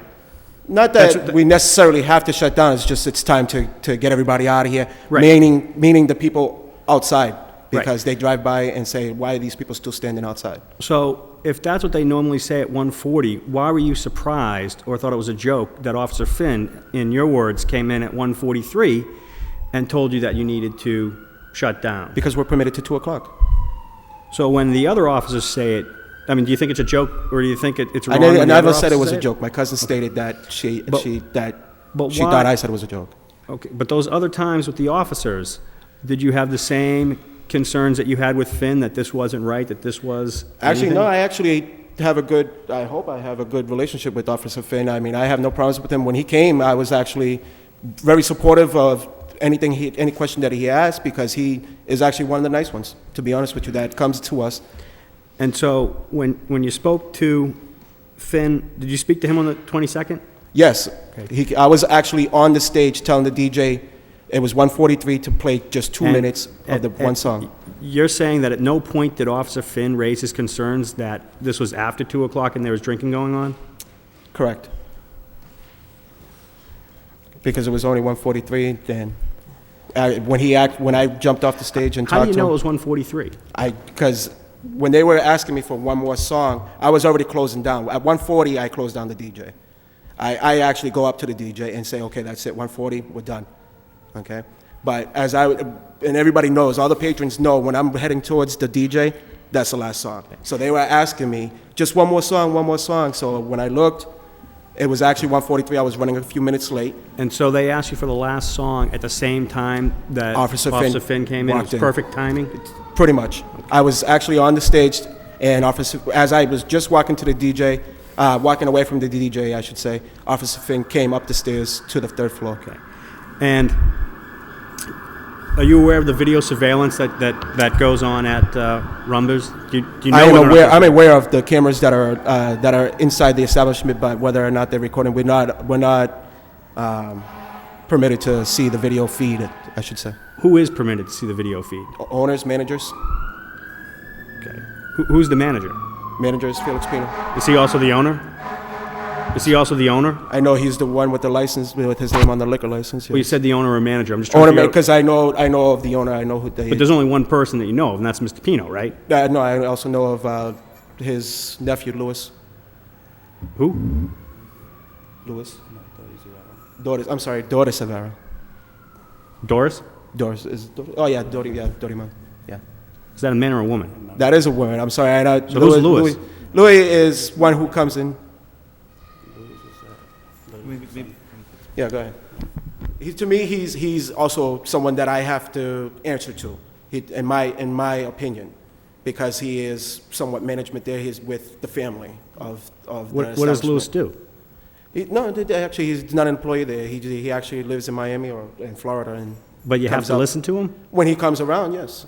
That's the respect that we have for him, because we were told when we first opened the establishment, he was there. But what does Doris do? I believe to be honest with you, I know she's family. I didn't know she was the Do you listen to Doris as well? When she comes in, yes, out of respect, yes. Are you the head of security there? Are you the? I consider myself, I don't have that actual position labeled, but I do consider myself to be, So, yes. And you're informed about the videotaping of the, how it's working? If there's an incident like the February 8th incident, which is reported for February 9th because it was after midnight, someone stated that there was a call that there was a gun, and there was no weapon found, there was no weapon actually seen. So I asked to see something about when we found out that it was a flashlight instead of a weapon, I never even got to see the video. But the video was But the video was running then. Was there a video? I actually don't know if there was a video. Going back to Commissioner Geary's statement, so you're head of security, but you don't watch security surveillance tapes? The surveillance equipment, besides the cameras, are inside Mr. Pino's office. So we're not permitted to enter the office unless we have to get something out of there. So the head of security is not allowed to watch security tapes? There's no reason for it. We don't have any incidences that call for us to view the videotape. It functions more to keep the peace rather than to prosecute crimes. With respect to January 13th, when Finn came, are you telling the commission that the bar was closed when he came? January 13th? Yes. Definitely. Both the first floor and the third floor bars were closed. And that there were people on the third floor, correct? Band members, not patrons, band members and employees. And all of them are just sitting at one table? Not all of them are just sitting. Besides the band members and employees, there's also their significant others. And there are significant others of girlfriends, who? wives that came with them to view them that night as a plane. Well, say the girlfriends. You'd agree with me that girlfriends are not employees of I do agree Rumbles, with right? you, yes. And they're not subcontractors, right? Correct. They would be guests of Rumbles, Correct. right? But it was 1:55 when Officer Finn came in, and there was no need for asking them to leave because we're permitted to. And how do you know it was 1:55? I Just like looked at is it my just watch. like 1:43? You just happened to look at your watch. That was December 22nd. You're Right. bringing back January 13th now. Right, but I'm comparing how you knew on December 22nd that was 1:43, and then Once on again, I also February. looked at my watch. But not even my watch, my cell phone, because it's digital time. So you looked at your watch? My Excuse me, your cell cell phone? Yeah. Okay. I looked at the time, I should say. And how many people were sitting at the table? On the 13th? On the 13th. To my knowledge, there was probably 9 to 10 people sitting at that one particular table, and then there was not all band members, but some band members and the sound technicians breaking down the equipment on the stage. And those 9 to 10 people are just sitting there? They're saying they're waiting to get paid for that night, yes. And for the ride? Well, the rides, yeah, I mean, they're all pretty much came together and they want to leave together, so. Were they drinking? No. I mean, I don't know whether or not they're supposed to be turned out, and wait for their friends. No, I'm just asking a question. I just asked if they were drinking at 1:55. He says no. No. I mean, I don't have I anything. see where Attorney Lane is Why don't going. we I don't have hear any from further Mr. questions. Pino? Yeah, in reference to January 13, when the officer came in and he mentioned, he says, how come there's so many people in here? And I said this to him, I'll make sure that everybody's out by 2 o'clock. Those were my words. I will make sure that everybody is out by 2 o'clock. So that means it wasn't 2 o'clock yet. Those were my exact words to the officer. And the officer spoke to you? Yes. Okay. And he told you that he thought it was after 2 o'clock? He didn't mention anything. He says, how come there's so many people in here? He said, officer, I'll make sure that everybody's out by 2 o'clock. Did he talk about the prior date when he gave you a break? He said that it looked like he was not doing his job, that he will have to make a report. Yeah. On January 13th right now. Yeah. That was on January 13th. And for the December 22nd incident. So he's going to write a report, he told you, on January 13th. Yeah, he said that I'm going to have to make What a do you report. think that report was going to be about? I guess because he saw too many people inside the bar. I mean, inside the nightclub. 2 weeks ago, when Attorney Saab was here, you didn't reiterate what you just told me there. You didn't say that we just. You heard Attorney Saab make these cultural references. I didn't even in terms speak of- last week. What's that? Last 2 weeks. I didn't speak 2 weeks ago at all. You heard what Attorney Saab said, though. About people. He didn't deny that it was after 2 o'clock. What he stated was that there were cultural issues in that they were taking their time getting out of there. Remember that? But those, if disagree with you watch the Attorney Saab? tape, you will see that that is not correct what you're saying. That's not the exact words that he said. You mean tape of the hearing? Yeah. If I watch the tape, I can guarantee you, Attorney Saab didn't say that there weren't people drinking after 2 o'clock in that establishment. Attorney, I work for Attorney Saab. Yeah. There's a little bit of, I can't say anything, but you were there, and you know, I'm sure you know Attorney Saab, and I think I'm digging myself in a hole. I prepared a memo for him about the facts. I don't know if he read it or not. Yeah. He presented his argument. You think he was shooting at the hip, counsel? That's your words. I understand. I want you to give me one reason. If you can give me a good answer to this question.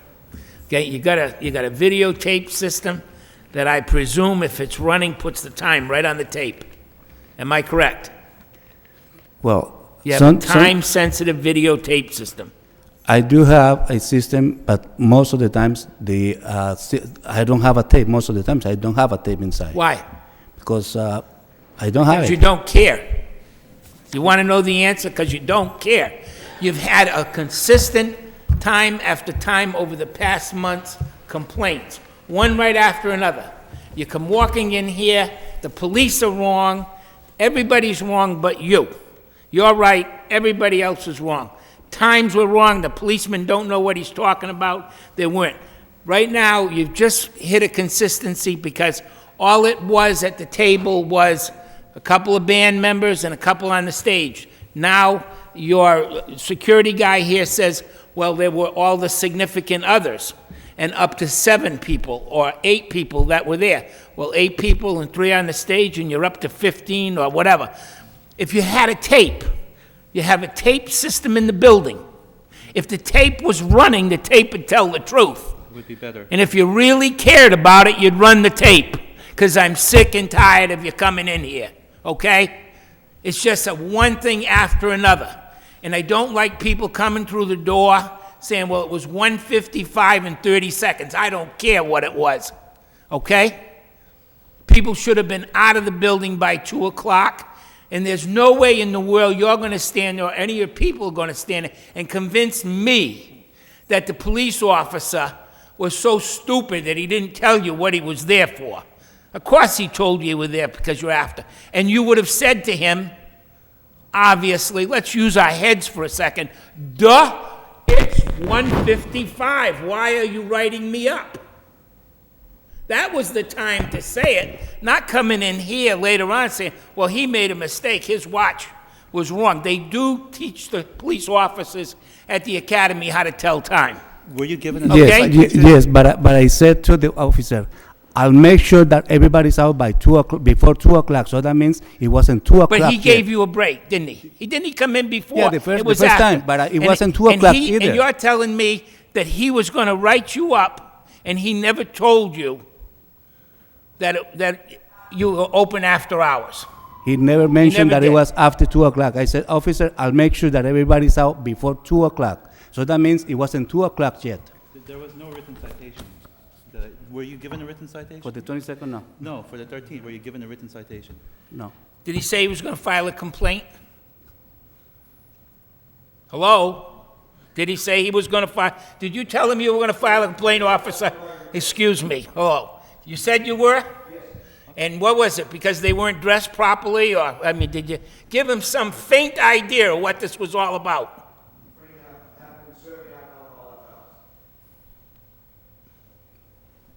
That is It's not that true. simple. I'm sorry to say If to you the had officer, the, but it's not excuse me, true. if you had the tapes, you could bring the tape, we pop it in 2 seconds, the tape would tell us the exact time.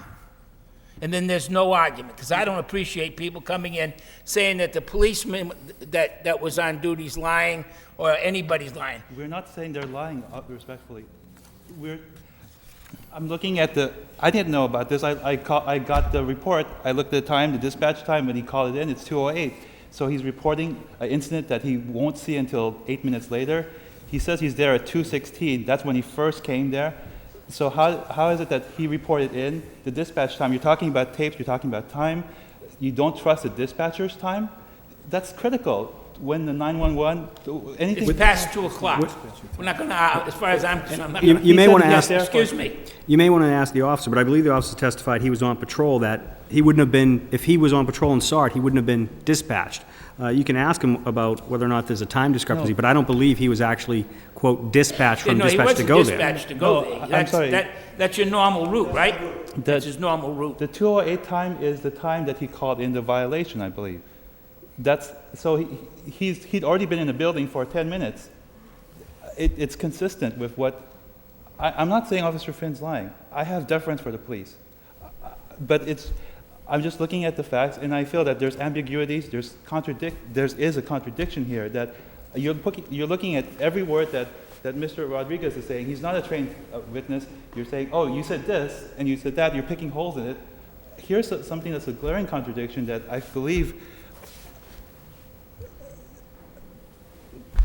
it's that you have to, not have to, but respectfully ask that you consider that there's a possibility that it was before and that Mr. Pino had learned his lesson and he was not in violation. Counsel, any questions? Before we get to the well, one from Mr. Pino. You opened this bar in October 2005? Yes. Excuse me? Did you open this bar in October 2005? Yes. Before we get to the February 9th date, I would just ask Officer Finn just to clarify, so there's no ambiguity as to the time he went there, and just explain that, the basis for the 208 time in the police report. Sure. You can read that. The 208 time could have been when I went off at the call at 208 and said I'm off in front of Rumba's. That would have been the time I may have gone off there. That's when I would have gotten there. Did you have a recollection whether it was before or after? That would have been outside. It would have been before I went into the building. So it would have been... You call in to tell him where you're at? Yes. Before you, enter? Before I enter a building, yes. Okay. So it would have been 208. I thought it was 216 myself. Okay. Wasn't your testimony earlier that you had not called before? I'm not positive if I did or I didn't. It was 2 months ago. I'm just going from my report. And that, counselor, again, is part of your problem with your client, is, again, if he had a tape, we wouldn't be sitting here going through all of this, okay? Because I'm sorry, but I tend to believe the policeman because, they go in and I admire the fact that the guy gives him a break and says, look, you're not supposed to be here, let's close the place, and he didn't write him up the first time. And Mr. Pino admits to that fact that the guy gave him a break. Sometimes people look at a police officer when they try to give you a break as, being soft or, he won't care about it. And it's not a joke. It's very serious because the next time he's going to slam you, okay?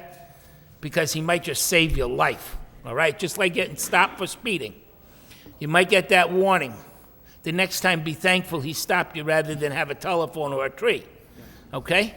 And that's where I'm coming from is it's not just this, it's a consistent set of problems. And when I know that if I was in business and I had a tape system that would record everything that was going on and I was having problems, that tape would be running from the time I unlocked the front door to the time I shut it down at night. And I'd keep that tape for probably, at least 30 days to make sure that there was no going back, and it's right there.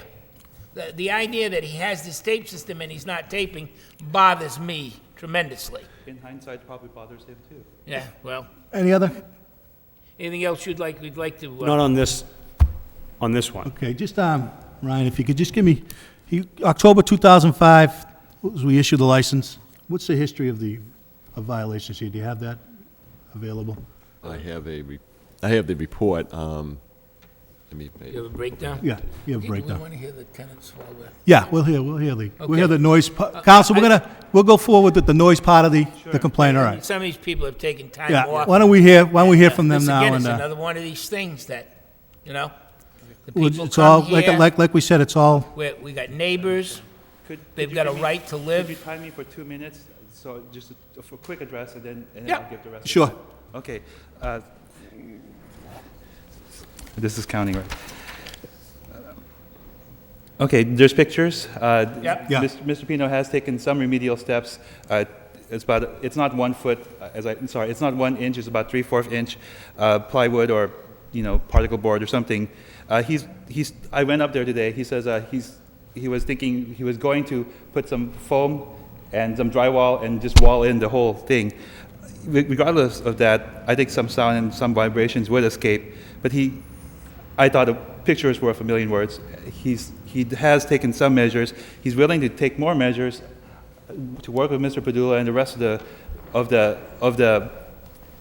the condo association. I haven't had time to contact them this past 2 weeks, but I'm thinking perhaps we could have if you could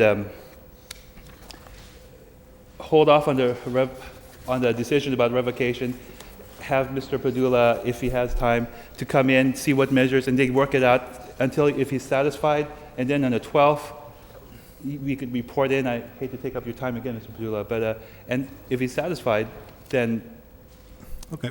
that would take care of the noise violation. He'll be shut down for that time, but they could do tests, they could do whatever.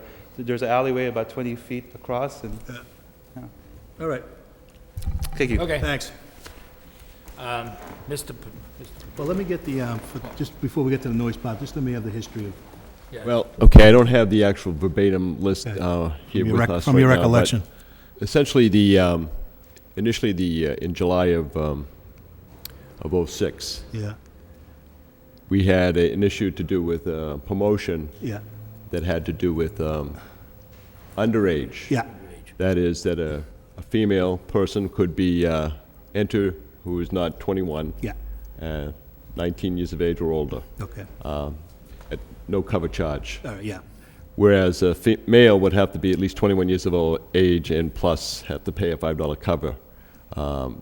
There was no action taken by the License Commission other than to strongly advise Mr. Pino that that was not a practice that was condoned by the License Commission.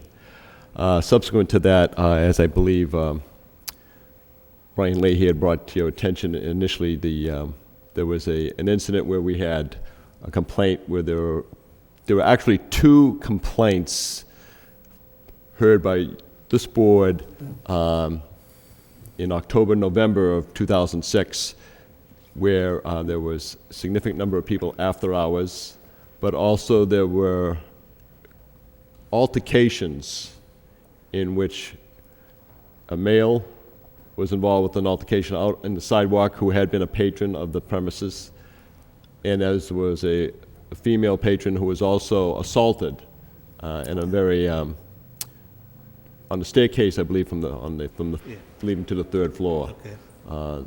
And that was a matter which the License Commission, subsequent to that, saw fit to close the 3rd floor establishment for 6 consecutive weeks.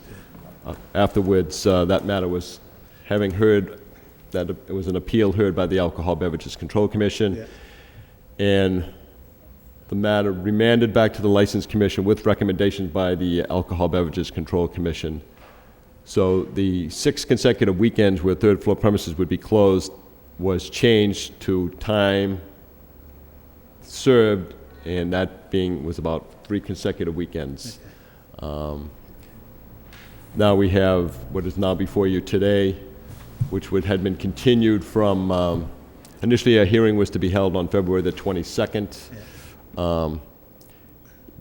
There was no appearance by anyone, and you saw fit to revoke the licenses, and then on March 8th, Attorney Saab asked for you to reconsider. If I could just add, my notes indicate that the original warning on the 19 plus older was an April 20th, 2006 License Commission decision. In July 25th, the License Commission rolled back the hours for 7 days, 7 days of operation for an incident that happened in June 2006, and that in addition to the rollback or the closing of 3 weekends in November, I believe because there were sound issues that were raised or addressed at some point, that predecessor council had said that he would work with, this was in December Right. '06, had said that he was going to work, or they were putting something in, and they were doing it, and I believe for an extra weekend, there was a rollback in hours so that they could put whatever it was, the remedial measures that was supposed to be done. My recollection was that was the early December 2006 meeting before this commission. And I would just add that in addition to what Mr. Nguyen just said. Okay. All right. Okay. At this time, I'd like to open the hearing up for, let's see, Peter Perdula. Peter, if you'd like to come up and address the... I'm Pete Padula. I live at 33 Middle Street, which is the Mahler's condos. I'm joined here by Dorothy Tress, Tom Lynch, Susan Feynman, Barbara Rivera, some of my residents, who, the other fellow neighbors who could get some time off work. Julie Reynolds was here with me last week, and she couldn't make it this week. So there's a number of us that are concerned about this. It's been sort of an ongoing thing. I know you got the letter from Mrs. Feynman. Would it make sense for me to read that for the record, or was that a waste of time? I know we've been going on for a long time here. It pretty much sums up the situation. Yeah, you can read it. Read it, please. Let me just read it. It's not very long. Dear Mr. Lynch, who's the city manager, Mr. Coggins, and Mr. Bayless, as a retired City of Lowell employee, 31 years in the Lowell Public Schools, and nearly lifelong taxpayer, I love my city and am determined to let nothing stand in the way of that sentiment. Here's how you can help. I am a member of Mahler's Lofts condominium at 33 Middle Street and owner of unit, I will leave the number off, where my dependent sister, Barbara Ann Rivera, has resided for almost 2 years. She is on disability and a U.S. Army veteran. I am writing to you regarding an issue of grave importance to all members. Our nearest neighbor, Rumba's nightclub, has posed a situation for many tenants, including my sister, which makes living there nearly impossible. The continuous late-night music wreaks havoc with normal life and soundly defeats the purpose of condominium development in the downtown area. Windows vibrate and walls reverberate with the sounds of amplified bass music. If soundproofing were the answer, I would not be opposing Rumba's as an establishment, but I am not confident this would work. As an owner, the problem lies with my investment should the problem persist. With the current situation, my unit is unsaleable. Had I ever known this problem would crop up in my future, I would have looked somewhere other than the downtown to make an investment. I am proud of the direction Lowell is taking in condo conversions, and 2 years ago, it was an easy decision to purchase my unit there. I sincerely hope I will not live to regret this decision. Thank you for your careful consideration. That basically is just one version of the story that many of us have. It's just, I think it's really just a function of Rumba's normal course of doing business. We have nothing to say about any of the events that have gone, you know, that you're addressing and the other matters. You know, it's a nightclub. I think the nightclub people really like the music to be loud. That's really how you do business. And I think that that's, if you're going to be a successful nightclub and you're going to have a good time, the music needs to be loud. So really what we're asking is, and we've been asking, and we were assured at the early December hearing that I was at, we were assured by previous council, which was Mr. John Gallant, I believe, that steps would be taken. Whether or not Mr. Pino did, I can't say, but you know, it's a very heavy-duty volume and heavy-duty bass issue. So you know, quarter-inch plywood is not going to really help. We're very close. I estimate about 20 feet away. They have big windows. We have big windows. I understand that it's difficult both for Mr. Pena and for us. All we really want to do is, you know, we work all week long. We'd like to be able to sleep on the weekends. I work on Saturdays as well, so I get up and after work, I can't wait until after 2 a.m. to go to sleep. I just want to make a couple of quick points. We are not opposed to nightclubs in the area. We moved here with open eyes. We live on the same alley as the old court, which abuts our building in basically the same distance as Rumba's, and we have no complaints with the old court. They also have live and amplified music. And the only other thing is, Attorney Saab isn't here, but he was here last week, and he seemed to indicate that it was somehow, I think he believed that we should have done our due diligence before moving there. It seemed to indicate not really a willingness to work with us. And so I'm just really concerned since they have said that they would take some steps in the past, and again, I don't know, I haven't been up there whether or not they have or have not, but whatever they have done has not really worked. And Attorney Saab didn't seem to be really open to the fact that he would be willing to make an investment in the property to make it, easy for us to live there. That's pretty much all I have to say. Just wanted to voice our concerns. I think you've heard them before, and thanks for listening. Thank you for coming in. Susan Feynman. Is Susan here? I defer to Mr. Padula. He read my letter. Okay. Oh, okay. All right. And Stephen Green, we have a letter. Steve, if you would, please introduce yourself for the record. Yes, I'm Stephen Green. I reside at 181 Market Street. I am not a direct abutter, but just down the street from this club. And I'm wearing two hats today, speaking as an individual who's been actively involved with the Neighborhood Association, participating in those meetings, but also speaking on behalf of the Neighborhood Association. As an individual, I have heard complaints and concerns expressed at neighborhood meetings for over a year concerning Rumbers Club. There's been the impact of the loud noise disrupting people's lives during the weekends and during the times of operation, the impact of disorderly public urination, all the kinds of problems associated with people leaving the club late at night, and lots of litter. And especially on that end of Merrimack Street, that in Sunday morning, it really looks like a pigsty.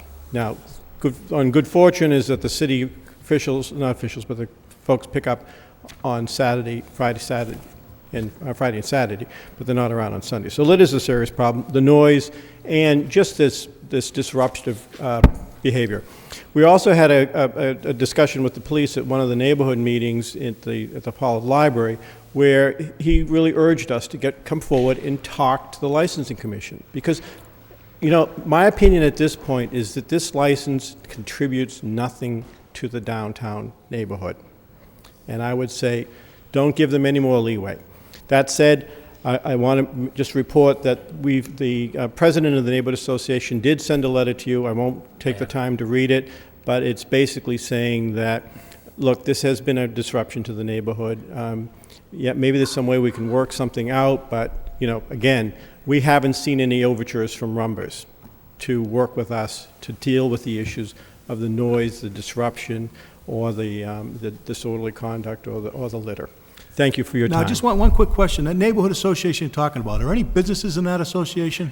No. Sometimes business members attend, and sometimes we do joint meetings with the Downtown Business Association. And at one of those joint meetings, the Downtown Business Association were the ones who were complaining about the litter on Sunday mornings, because then they have to deal with it on Monday morning.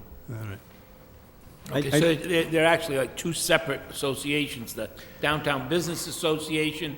Correct. And the Downtown Neighborhood Association. That's correct. Does the commission have a copy of the letter that he has? If not, I would ask that the that the commission take it as I have an exhibit. I don't know if you have a copy. A letter from... Be glad to give these to you. I have a copy of it. Mine was my request for the opportunity to testify, and the second piece is the letter from Kathleen Marson. That's Stephen Green, right? Yep. Yeah. I thought I read it. I just wanted to make sure that the commission had it. And the other question I just had is, how many people are actually here I just want a show of hands, just so the record can show how many people came here to support... expressing our concern about this. Expressing your license. concern about it. Yeah. 3, 4, 5, 6, 7, 8. Eight citizens are here. Okay. And how many units in the loft? In the, I mean, how many condos in there?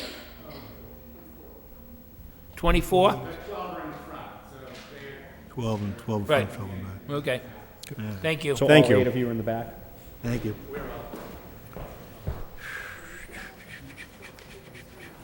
Counsel? Yes. Anything to add? Well, I have... Make a closing statement, or what do you want to do? It's just interesting to watch the previous council meetings, and it's very educational for me.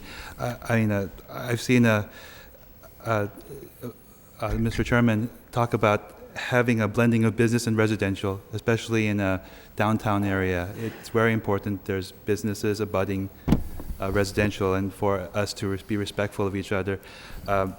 I believe that the lofts and Roombas can coexist, maybe not the way it is right now. Mr. Pino has expressed that he would be willing to go to the Downtown Neighborhoods Association to attend some of the meetings, see what their concerns are. I know that it's asking a lot for you to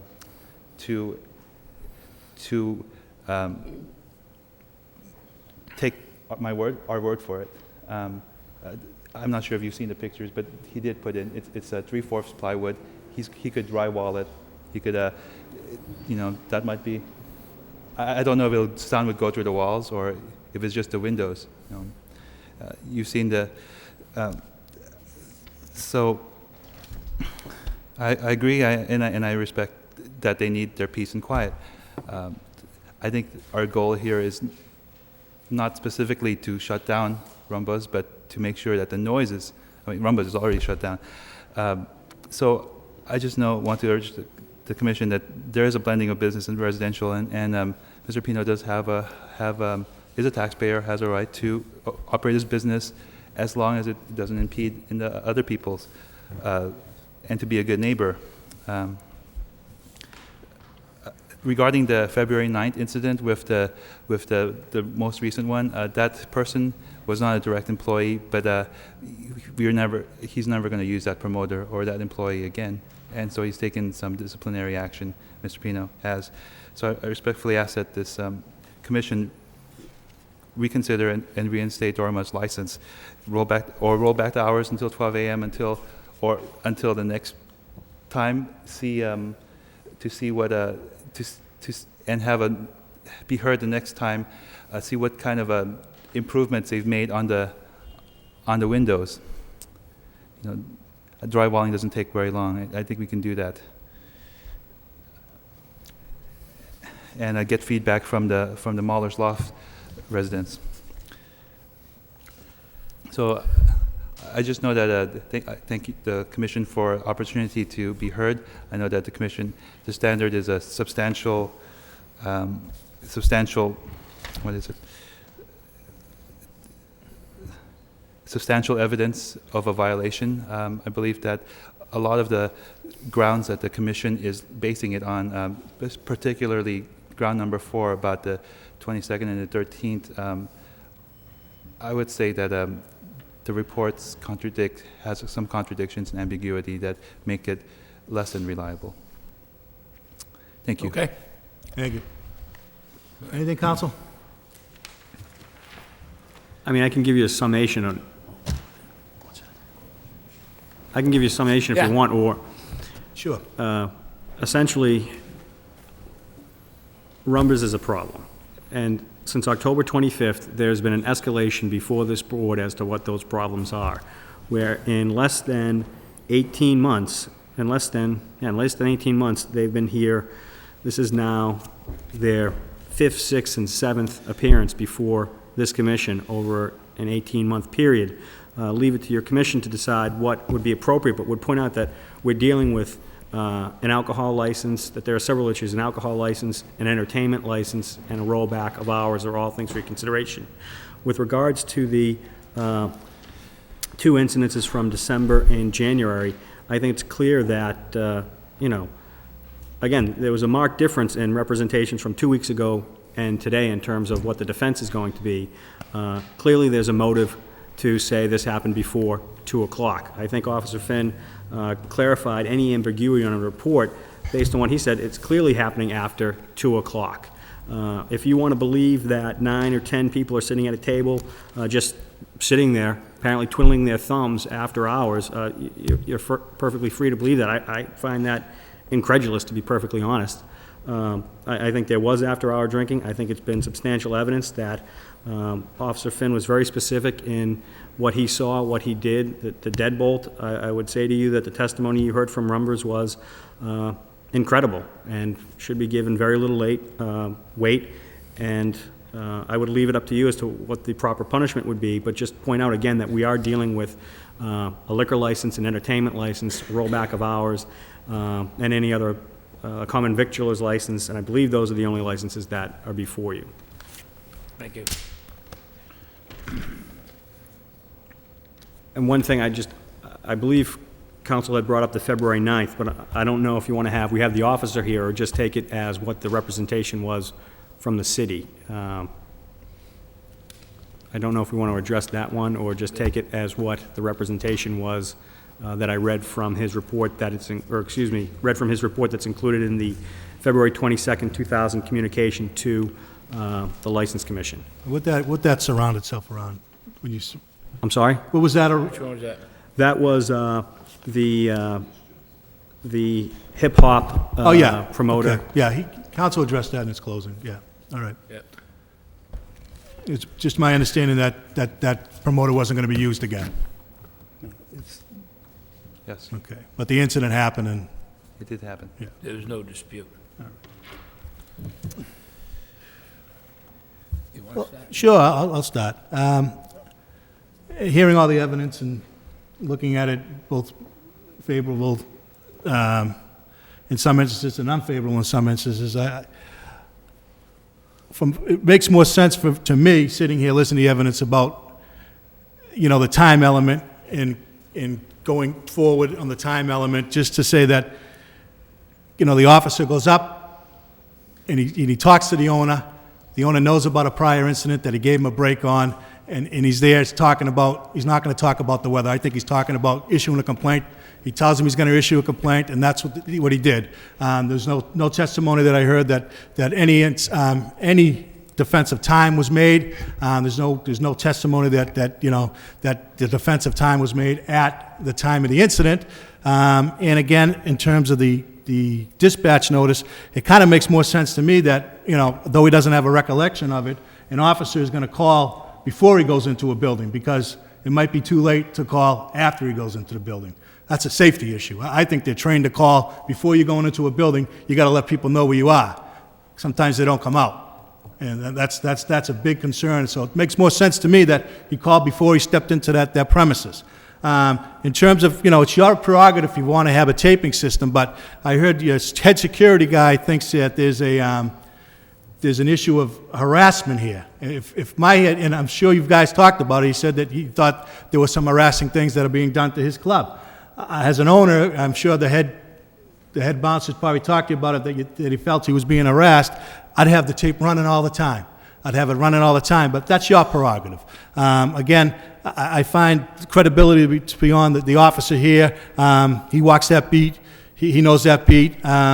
Again, just the way that it kind of played out and the time frame that it played out in, I just think that's the way it happened. I think that they knew about that it was going to be a complaint about in terms of a timing issue. Nobody raised the defense of a timing issue at the time that it happened by their own testimony, and again, they're trying to fit the blocks in afterwards. So that's my feeling on it.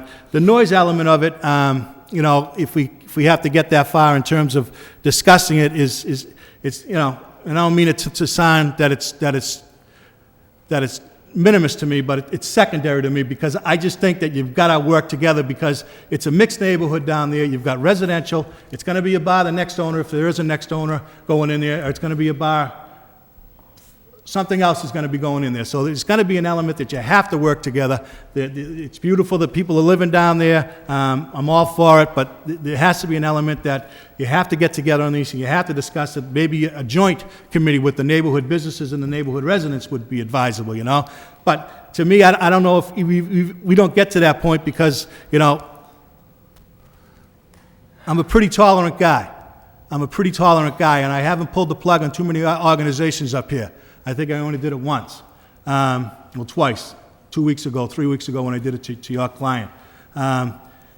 You're just not cooperating. I don't see a level of cooperation. I'm not so concerned about the first incident with the promotion thing. He came in, he understood it. But there are other elements here that concern me that have gone forward. There have been fights. There's been another incident of drinking after hours. There hasn't been a level of cooperation with the noise element. Nobody's met these people, as was promised back in December. Nobody's met them.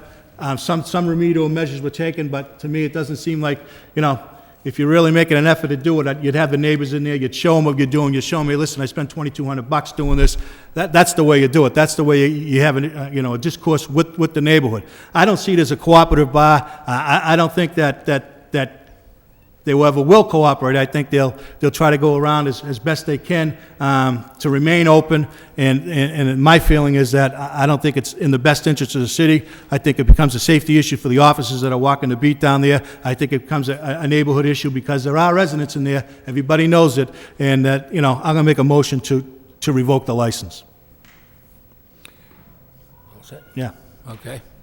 I look at this and just a bit of a follow-up. It's real easy, we roll the hours back, you run to Boston, you've got a track record, and this is what bothers me.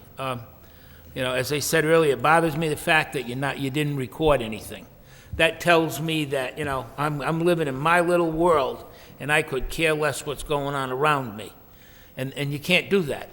I sympathize with anybody that owns a business in the downtown area. But likewise, I sympathize with anyone that bought a condo or made a tremendous investment. The problem with owning a business is you pay rent, and you're making your money. And when you get tired, you pack up and go home. Those people have their life savings tied up in their homes. Their life savings. They got a right to live.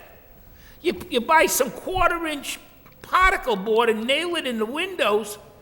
If you come in here and said we insulated the place and we had the walls, and this is nothing. There's a piece of particle. You didn't even buy plywood. You buy particle board and you screwed it to the walls. Big deal. The problem with this thing is that it's just gone on. I remember back when we licensed this, I warned you this place was a problem. It had been a problem in the past.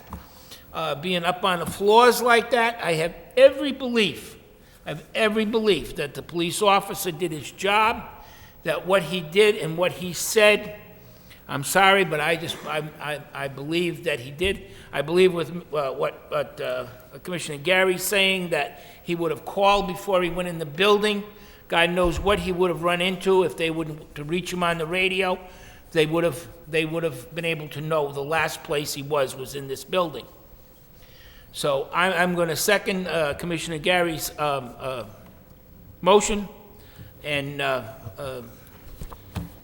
motion made and seconded. All in favor say yes. Yes. Yes. Thank you. Thank you, Counsel. You got a right to an appeal, Counsel, on this matter. Just for the record, if I may, there is a hearing scheduled with the Alcohol Beverages Control Commission on an appeal for April the 25th. Oh. For this decision? Not for your... Not for this decision. Not for this decision, but because of the matter of the revocation right. on February the 22nd. They appealed that. They went to take the next step of appealing. I mean, I suppose the only element of appeal is that is that we weren't afforded a hearing, and they had a hearing today, so. Right, and I think now they'll just amend it. I mean, essentially, I would expect it to go forward on the 25th. That date essentially be reserved, and they would add this to it. Yeah. Okay. Okay. I want to thank the people from the from the condo association and the neighborhood association downtown for coming in, for taking the time off from work, for being here. The system works. The system works. It only works when you come forward. That's the only time it works. If you sit home and you complain, or you're one of these people that say, I never get a policeman. Where are they when I need them? Well, you know what? The old story. Call them before you need them, and they're going to be there for you. And I appreciate the letters, and I appreciate the time. And believe me, if there are future problems, and what Commissioner Gary's saying is very true. Unfortunately, the place will probably become some type of a nightclub or whatnot. Maybe we can get a dance club in there or something, and get something that, maybe, but hopefully whomever, it will be a little bit better. So again, thank you for your time and effort. Next on the agenda. Mr. Chairman. Yeah. You want She to can wait. Okay. She can wait. Commissioner will now take up the matter of a hearing on the allegation of misconduct against the following licensee as charged by Kenneth LaValle, Acting Superintendent of Police. The licensee, Belvedere Wine Corporation, Inc., William M. Palermo, manager. The all-alcoholic beverage package store licensee at 36 Concord Street. the complaint being alleged sale to minor. This pertained to the Lowell Police Department having conducted a sting in which a person under the age of 21 was brought into the premises. You have a picture? Remember I asked you if you had a picture of the person you used?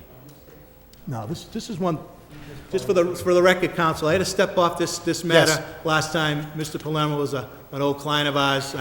If you want to waive me a conflict of interest or anything like that, I stepped off. Unfortunately, we had three members at the time, and we were willing to waive last time as well, but we understand your desire to check. All right. And we'll waive the reading of any complaint. All right. Okay. Just to clarify that this would be implicated by the rule of necessity, that I've looked into it, and there is no other pending third person. I don't see it changing. There's no other body that can hear this. That's correct. And that the rule of necessity would be invoked by Commissioner Greery, and that before you can hear the case, you would just state what the nature of the conflict is. He was a prior client. And See, if again, you're a prior client of mine, you wouldn't be appearing. If you were, I'd be out of here, let me tell you. Okay. for the record, Mr. Chairman? Yes. Douglas Hausler from Lampert, Hausler and Rodman, representing Belvedere Wine Corporation. We've read the report. We stipulate that it's part of the record. Since that time, we're very mindful of the time of today and how much time you've already spent, so I'll be short. We heard the dispositions given to those who were able to be heard last time for the same type of offense, and we would concur with such type of disposition if you were so inclined. To let you know, the measures that we've taken since this incident, the employee on duty is no longer with the corporation. This particular client has never had an issue for more than 12 years, at least that we're aware of. He has installed a verification system for driver's licenses at his own expense. It's put at the counter. We have evidence of that through the receipt. We've put up a sign that requires, please have ID ready for verification, right next to the counter, so that now when people approach, they're already bringing out their licenses. And most important of all, in the last 414 transactions based on the tape, we've identified 10 people who had improper identification, and we've actually seized the improper cards. This is what we think is what you're looking for, is working with It's good, except we found out at the last... You got to send those into the registry. You have to of motor send those to the vehicles. registry. Make sure you do. Very well. Yes, Captain, right? Yeah, They have to go to send the them in. registry. Correct. Because We will had so somebody do. bring in a pile of them. They said, you're not supposed to... Just so you know, we have, I don't think Good. you need this as part of your No. record. I'll represent to you as an officer of a court. Absolutely. And we ask that you take all of this into consideration. Placed it on file, right?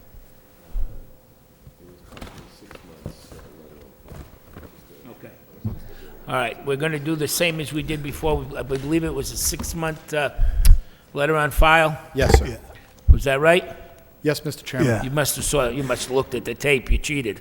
No, he was here. We were here, Mr. Chairman. Mr. Palermo had to pick up another day, So I'll unfortunately. make a motion to that effect. 6-month, place the letter on file if there's no fine. Yeah, I congratulate you on getting the machine. I wish we could you just, do you mind telling the listening audience, what does that machine cost you?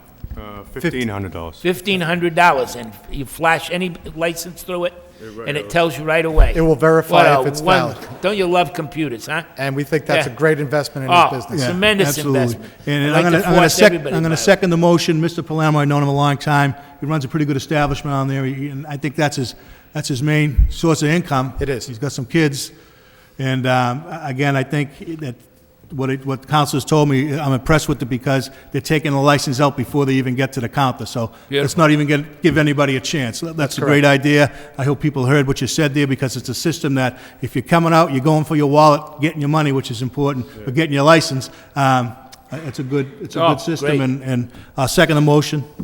Motion made and seconded. All in favor, say yes. Yes. Yes. Thank you, Good luck. Mr. Chairman. Thank you, Mr. Thank Chairman. you. Next. Commission will now take up the complaint against Gerald B. Hickey, Inc., doing business as Lucian P. Turcott and Sons.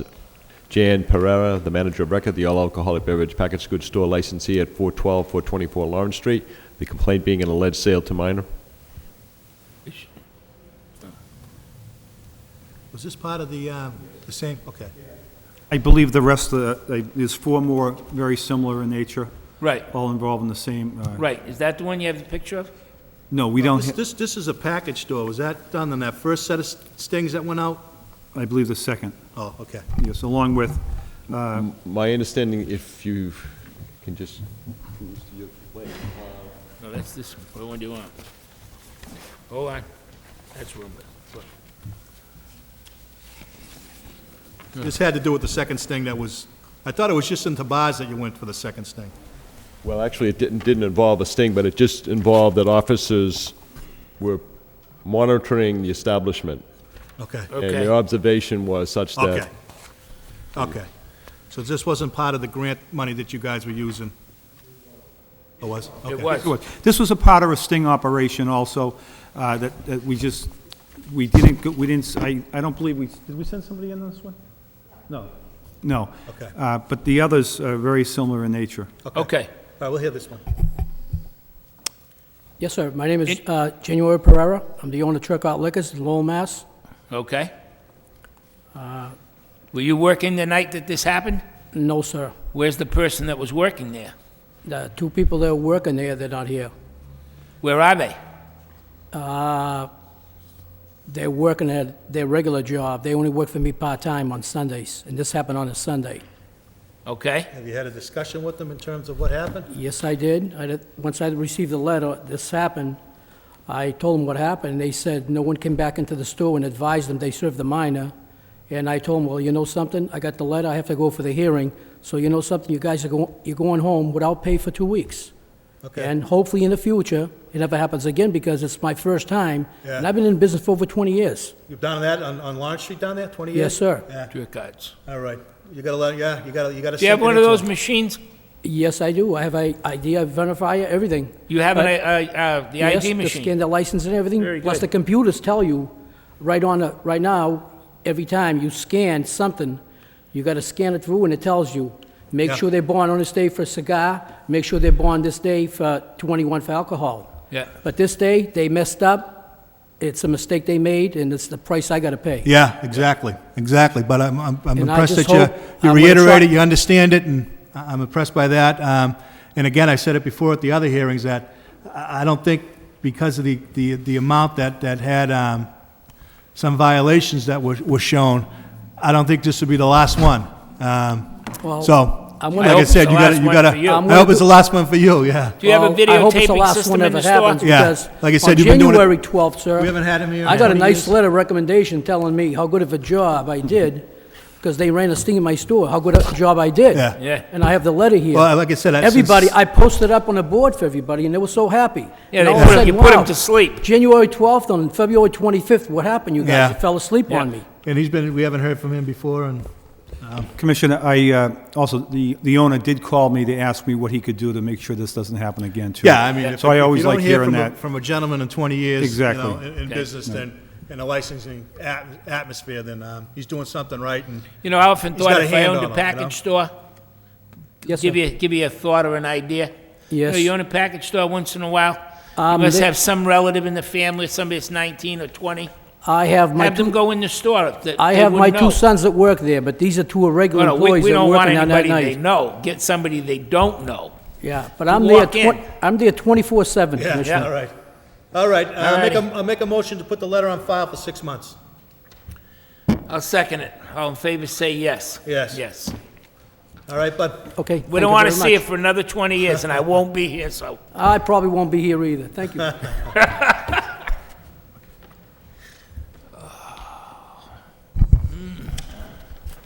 Commission will now take up the matter of a complaint against Fury's Cafe Incorporated. Kathy E. Leary is the administrator of the estate of Alan C. Dodge. The all-alcoholic beverage restaurant licensee at 51 Fletcher Street. This is a complaint of alleged sale to minor. Hi, Kathy Hi. Leary, Fury's Cafe. Hi, Kathy, how are you? And you are? Steve Tardif, a Who's the bar- bartender. You're the bartender. What happened? Well, let's He looked old enough to me, I guess. let's just kind of reiterate Yes, what went on before. As a result of a grant that we got by the state, we implemented a number of stings throughout the city, following the guidelines that we've been kind of mirroring from what we received from the Alcohol Beverage Commission in January of 2000. As a result, on Saturday, February 10th, Detective Samaras, Detective Downs, who's in the audience at this point, they participated in the operation targeting the licensed establishments in Lowell. A person who was under 21 was utilized and participated in the operation, was sent into this establishment, and did purchase alcohol. Okay. Okay. How's that with the... I would just like to say we were wrong, but Yeah. we also do want to say that we've all been there 30-plus years, and our only complaint is that this person drank the beer. We don't understand why the three parties weren't there at once. The bartender, we served the kid, we admit it, but why didn't the police come in when he was there? They came in 10 minutes later and said that he had served someone earlier in the night. No, I defer. Were either of the Yeah, officers involved? Detective Downs can... Can you just, well, go over to the mic, please. Once the underage person comes out and tells us what happened, Yeah. that's when usually the lieutenant goes in and advises the person working there that Okay. they had just served alcohol to an Was underage it person. a long period of time in between? No, or- it's right after he comes to the car. He comes back into the car. He tells the story. They give it out, and someone goes in and advises them. Okay. Yeah. And you're saying they didn't come in for, No, right, we're saying, he asked him who he served. Well, you Right, can I had no explain it. idea. You don't oh, remember? they're not gonna, no, well, they're not gonna bring No, the there were person. only 3 people in the bar, that's what we're saying, there was no Yeah. one Yeah, in no. for- But you No, they're but not there gonna is- tell you who the undercover kid was. They Right, might I- wanna use him again. You know, so what are you gonna take a peek? Then you got it on videotape, and you're gonna say, But watch you out are for saying this that- guy. Because, you know, no one looked on the radio. doesn't because quite there was work only that 3 way. people in you there. know, it doesn't And he matter. If just they don't come look on, at so I he still, wasn't you sure know, if it I'd was card, him. I'd card Commissioner Bayless if I owned the bar. I'd card him. I'd card myself. Yeah, that's, you know what I mean? That's your bread and butter. That's, Oh, that, I mean, absolutely, I you agree. sound, you The know, last thing we want to do is serve a minor. yeah. Look, you know, I mean, here's a couple of folks that are just before you, okay? And I mean, you know, today, you know, society, if you were here, the meeting prior to this one of the fellows came in, he had a stack of illegal licenses. It must have been that high off the table, okay? I mean, he had a whole, they were, you know, like this guy, he got 10 in one night, okay? $1,500. I would bet you that if you had that machine and you notified your insurance company you were using that machine, I bet it's like driver's ed. You know, you get a little bit lesser rate because now you got something that can't be fooled, okay? I'm not saying you have to buy it, but I'm saying, you know, if $1,500 is probably real cheap money in the event of getting caught in these types of things, okay?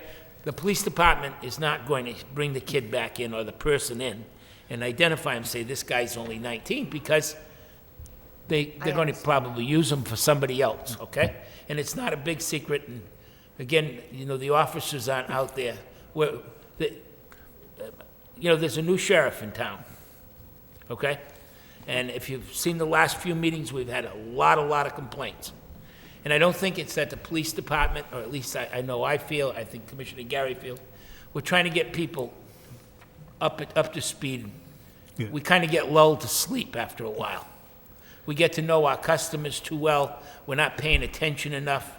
All of a sudden, you know, the woman from the Rainbow Lounge, they're dealing drugs, and she knows the people. They're regular customers, but all of a sudden, this guy worked his way in and became a friend and, you know, carrying on. So what we're trying to do and what the police department's trying to do is to get people to wake up and kind of rejuvenate that spark and say, Absolutely. you know, And it let's works. stop watching them because they're out there to get us. The thing you have to understand, and I know the others are sitting here, so I won't have to repeat this. The thing we try to tell everybody, Commissioner Gary, everybody, if you sell to a minor, if 19-year-old, 20-year-old can get in your place and get served a drink, whether it's a restaurant, a bar, whatever it is, every kid in the city of Lowell knows Monday morning. They'll know they'll say, the guy with the, you know. Absolutely, I agree. And you know what? That's the end of your business. You're ruined. Because it's like a pebble in a pond. You can never stop it once it starts, okay? So, we're going to take the letter. We're going to do the same, or at least I'd like to make a motion. We take it, we're going to place it on file for 6 months. I think that the gentleman that was here from the package store, Churcott's on Lawrence Street, he'd probably share that information with you. In fact, what I'm going to try to do is get him and have it here sometime. And maybe you want to go see him and say, hey, where'd you buy the machine, and see how it works. Might be just the thing to save it, because today it's like you against them. They're all out there. Mr. Nguyen, have they been, I don't remember, have they been here before? They haven't been since I've been sitting on this board. They've never, no, there's been no appearance at all. Now, what's the with the license now? It says the administrator of the estate of Alan Dodge. Well, the manager, the owner, Mr. Yeah. Dodge, Passed away, okay. About 2 years ago. Okay. It's apparently the matter is in probate. Probate in New Hampshire, because he passed away in New Hampshire. Now it's in Mass. Okay. I was married to him for Okay. years. All right. We had one that went on for a long time. Yeah. Probate court can do Well, that to you. the one that's immediately comes to my mind is the Captain John's. Yeah. Yeah. Yeah. And then Majors was tied up for a long time. Yeah. Majors All went right. into an estate. So I guess so when it comes out of probate, they come in to change that license, or? The fact of the matter is, it's up to, at some point, I'm sure through Mrs. Leary's attorney, how they will proceed, whether they want to transfer the license to another entity, or Yeah. in the meantime, by statute, by state law, Yeah. a licensee may continue to operate in a manner that's As an now administra- taking she's an place. administrator of the estate. Administrator, yeah. I am actively trying to sell it. Okay. All right. It was on the market for a few I'll months. second the motion. Just gotta, you're serving, you gotta understand, like I said, I'd card everybody if, Yeah. We do. it's your money, Yeah. and you should make sure he Okay. knows that, huh? Yeah. All right. Motion made and second. All in favor, say yes. Yes. Take care. Next. Thank you. Commission will now open the matter of the complaint against Gauthier Corp., doing business as Rusty G's Place. Gary Gauthier is the president, the all-alcoholic beverage restaurant licensee at 731 Lakeview Avenue. This also is a complaint, alleged sale to minor. Introduce yourself for the record. James Flood on behalf of Rusty G's Place. And Okay. I'm here accompanied by the president of Rusty G's, Gary Gauthier. Okay. Same basic. You heard, Counsel, you heard the testimony about the Were you the involved operation? with, were you up with the same police officers involved with this one? Yes, so Detective You were- Samaras and Okay. Detectives Figueroa. Okay. Do you want him to read the complaint? I don't think it's No? necessary. Okay. Tell us Were what's you in going the on. bar that night? No, I wasn't, sir. You wasn't? No, I wasn't. Okay, who was? I watched, the bartender on duty was Joseph Valier at the time. I'm sorry. The bartender on duty was Joseph Valier at the time. Valier. You have Okay. a talk with him? He's fired, sir. It's a short conversation, but it's a talk. It gets the point The manager home. on duty is the manager on record is my mother, so I have to Okay. deal with her, you know, so. There's nothing we can do No to you more then. said. It looks to me like you've been punished enough. With regards to everything that was said here today, we went through the expense before opening to get video surveillance. We have 9 cameras that constantly roll, digital, time-stamped. We do what we can. I mean, it's a tough area. Oh, yeah. We have concerts in there. We deal with the sound problem. We've dealt with a lot. We have a lot on our plate, and we understand that. And that's why our normal procedure, and I don't mean no overbounds my attorney, but I just want to get it off my chest here. In our normal procedure, we have a doorman. Doorman stamps the hand, tells the bartender automatically, he was already checked. We don't have to redo it at the bar. For some strange reason, he got in. The doorman wasn't there. I was told the next day that this happened, this incident happened. I went to the tapes, looked. He definitely looked old enough, but that isn't the issue. The bartender actually asked for an ID, and the person supposedly said I didn't have it on me, but he made a judgment call, wrong judgment call. Good. All right. And we've paid for it. And Well, I mean, the smart thing you did, the bartender asked again, so maybe that double check at the door and at the bar, you know? Absolutely. I mean, again, these things, we try to prevent everything. The ID indicator, very good idea. I learned that through tips years ago that was available. Yeah. how far do you go? I guess this next step is definitely what we need to do. Can't go far enough. Right, absolutely. If you're feeding your kids out of that business, I don't think you can go Absolutely. far enough. Absolutely. That's my I don't own it, you know? No, you're But absolutely that's right. my feeling, you You're know? absolutely right. That's how I'd run it, We you know? have panic buttons installed in the bar. Yeah. We pushed them, I think, once or twice since we've been open. The first time was a panic bartender. It was almost closing, got nervous. Yeah. There really hasn't been too many issues. We've No, I dealt don't with remember you stuff. being here, yeah. Counsel, anything to add? No, I think Mr. Gothy has covered it better than I could have. Yeah, Better to okay. hear it from him. All right. I'll make a motion, 6 months, letter on file on the matter. I think he's a businessman and understands the consequences. Again, I don't think this, because there were some violations that were found, it might not be the first time that the grant will be effective or utilized again. I don't know I have no idea, but that's my guess. So run the tight ship that you claim you're running, and you won't have Christmas, a problem, you you can know? buy one of those machines. Put it right So- at the door. Clunk. Right. Hey. It You goes know, with the videotape. your mother'd be Understood. proud of you. I'll second the motion. All in favor, say yes. Yes. Thank you. All right. Thank You gotta be careful, else we'll let you slip away to Drake it. That'd be worse than going home to his mother. Commission will now open up the hearing on the Mango Tango Inc., doing business as Mango Tango Hot Pot and Grill. Sean Thatch is the manager of record, the all-alcoholic beverage restaurant licensee at 602, 608 Merrimack Street. This also is a complaint of alleged sale to minor. Good afternoon. Robert Salzman appearing on behalf of Mango Tango. With me is San Thatch, who is the owner Same situation that... and manager. Absolutely the same. Stipulate to the facts. No argument as to, no dispute as to the facts. Tell us what happens subsequent to this. Just very briefly, my client, makes no excuse. There's no justification, none whatsoever for what happened. I would point out that the employee who did serve this individual still works there on account of it is my client. She is the owner, the manager, and on this occasion, she was the bartender.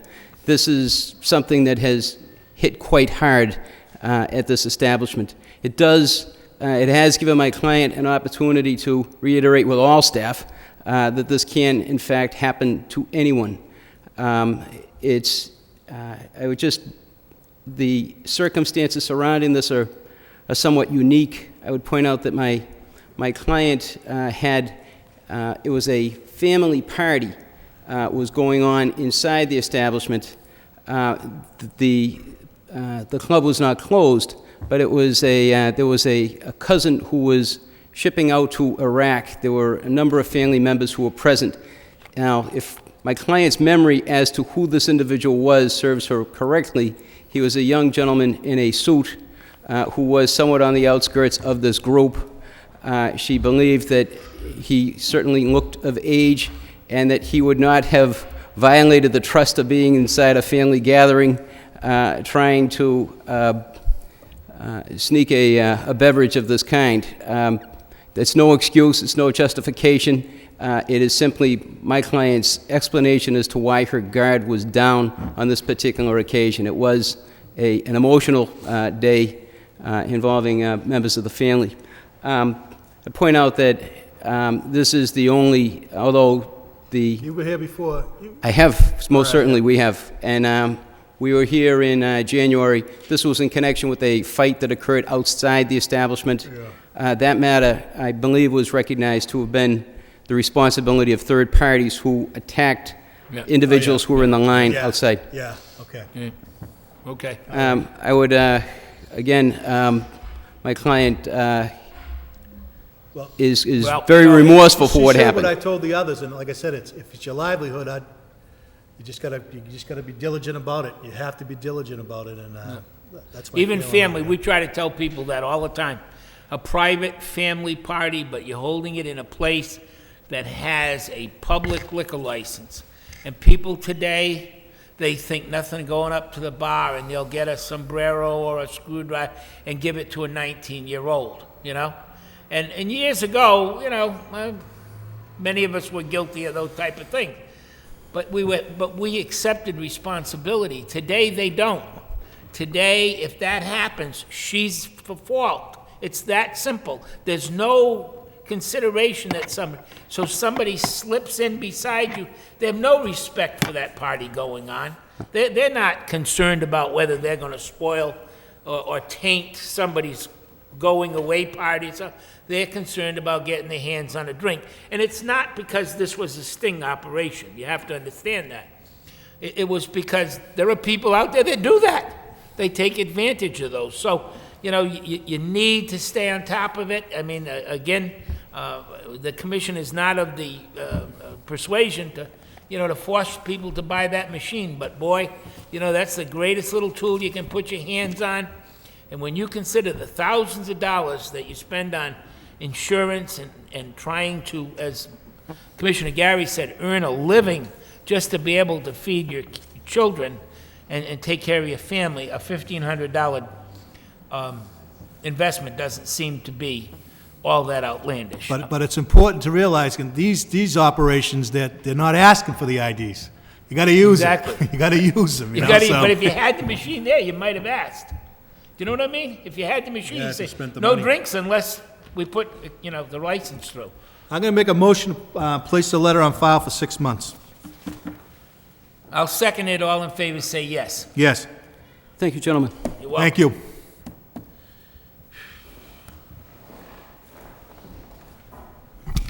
Commission will now open up the hearing on the complaint against the corporation known as KOB Enterprises, Inc., doing business as the Highland Tap. John C. Crowley Jr. is the manager of record. The all-alcoholic beverage restaurant licensee at 318 Westford Street. This complaint involves an alleged intoxicated patron who needed medical attention on the premises. Okay, do we have a copy of the complaint, Counselor? We do. Officer Kennedy is present. Okay, could, did we get the complaint? I'm sorry, excuse me. Okay. Which one's this one? Okay, have you read the complaint, Jeff? Yes, sir, I have. Okay, do you want it read into the record? Excuse me? Do you want the officer to read the complaint? That's not necessary. It's not necessary, okay? You'll waive the reading of the complaint. What happened? I walked in there around 1:30 in the morning for last call.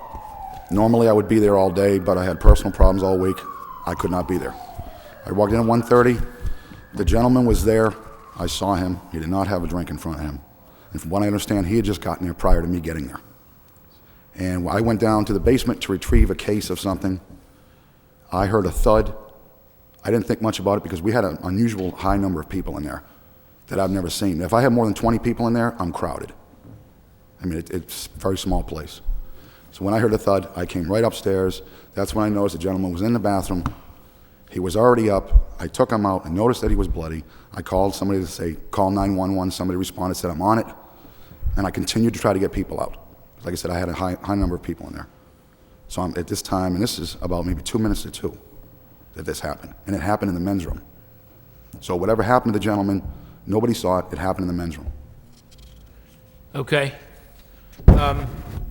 And when I was trying to get people out, while I'm getting people out, that's when the police and the paramedics showed up. But you called? No, I did not. I yelled out to dial 911 when I was in front of this Somebody gentleman. from the bar called? I heard someone say, I'm on it. I don't know who it was. It was a male. I don't know who it was. Okay, all right. Okay. And I do have witnesses that Did you respond, officer? Were you there? Yes. Okay. Well, can you come over to the mic and just in your own words, tell us what happened when you arrived? You responded to the call? You were dispatched there? Yes, at approximately 2:10 a.m. Okay. And the call was for a report of a man down. There was a fight. So I got there shortly after 2:10, went inside the bar, and in the back of the bar, there was a gentleman, Michael Lamoran. Obviously, he'd been in a fight. He was bloodied around the face. He could barely stand up. So he was either intoxicated or he was pretty well beaten. He denied being in a fight, said nothing happened. Then I spoke to the bartender, I spoke to the owner, and asked them what happened. Neither one of them knew anything about a fight going on. I asked them why they didn't call the police, and again, they said they didn't know there was a fight, because the call did not originate from the bar. It didn't? No, it was from somebody else on a cell phone or whatever. Oh, okay. All right. They could have been in the bar. Yeah, somebody was in the bar, but it wasn't, the bartender didn't call. Yeah. Yep, okay. Unless you used a cell. Had he been- Well, she Did said they she didn't call. transport him to the It was a hospital, fem- or- It was a female. Did they transport him to the hospital? or- Yes, he was transported to the hospital. There was. Did you go over after to follow up, or? No, I didn't. No. He wasn't, it wasn't life-threatening or anything. He Okay. was just beat up around the face. Okay. But there was a follow-up by Officer Kelleher, who I don't know if he's present. No, he's not here. But he did speak to the individual on February 21st, who stated that he began drinking at the Highland Tap around 6 with an off-duty bartender named Katrina. Approximately 3 hours later, they tried to get into the Blue Shamrock. They were turned away due to the individual being intoxicated. Both parties then returned to the Highland Tap, where Mr. Laramade remained and continued drinking. That's what's in Peter Kelleher, Officer Kelleher's report. Not good. Well, I have the witness that'll state that that did not happen. You have a, The person who's in the report. Katrina? Yes. Okay. Katrina Nelson. I did meet Michael at the bar. I didn't arrive till after 7. Yeah. Had a drink with my girlfriend. know him? I never met him before in my life. Okay. I met him that night at the bar. Okay. Talked to him for a little bit. He was a young kid. I was there with my girlfriend. Yeah. I do work at the bar, not anymore, but I did. Yeah. And What time of night was this now? about 7 o'clock when I arrived. Okay. Talked, we had a drink, me and my girlfriend were just talking, he was talking with other people, stated we were leaving, he asked for a ride. I said, well, where to, because we have some other place to be. He said, to the Blue Shamrock. I said, fine, I'm going that way anyways. I dropped him at the Blue Shamrock around 9:15. Okay.